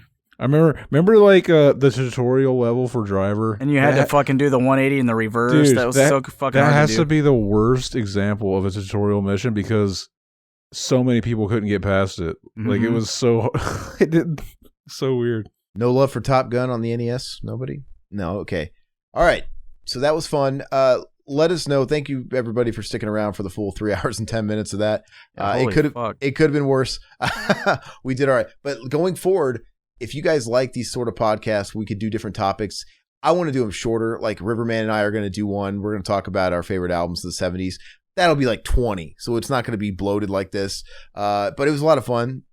We didn't get bored talking about the shit. Obviously, it didn't feel like 3 hours plus to me. But hopefully you guys enjoyed it. Let us know. Give us feedback. Please like the video. Comment. Interact with the video. Cum your pants. Whatever you got to do. Help us out with the algos. Please follow and subscribe to the YouTube. Click the bell for notifications. And please follow us on podcast free feeds. We're on all of them. And if you want to support us further, we're on Patreon. Tell us your 33 favorite video games. Yeah, everybody give us a list of 33 games. Follow us on Patreon. Early access to all content, plus bonus content, bonus shows. And if you want to support us even more than that, we have a Teespring. Buy a shirt, wear it proudly, use it as a cum rag, whatever you got to do. But that's it. Thank you so much, guys. Bye-bye, Poppets. Muppets. All right. Mac, we found out that Bye-bye Poppets isn't even the line that's said at the end of Mrs. Doubtfire. The whole time we were misremembering the line. Bye-bye Poppets. He says, see you later, Poppets. Bye-bye. Bye-bye. Something like Bye-bye that. now. Bye-bye now. Bye-bye now. All right, guys, later. Bye-bye, dear. Bye-bye, puppet. Zach Pete in a solo cut band. Couldn't miss Cameron's love and Joshua Scott failed and Riverman's bail. Bye-bye, puppets. Sounds good. Like this country used to. Bible house. Chinese. No. That sounds like fire. Like this country used to.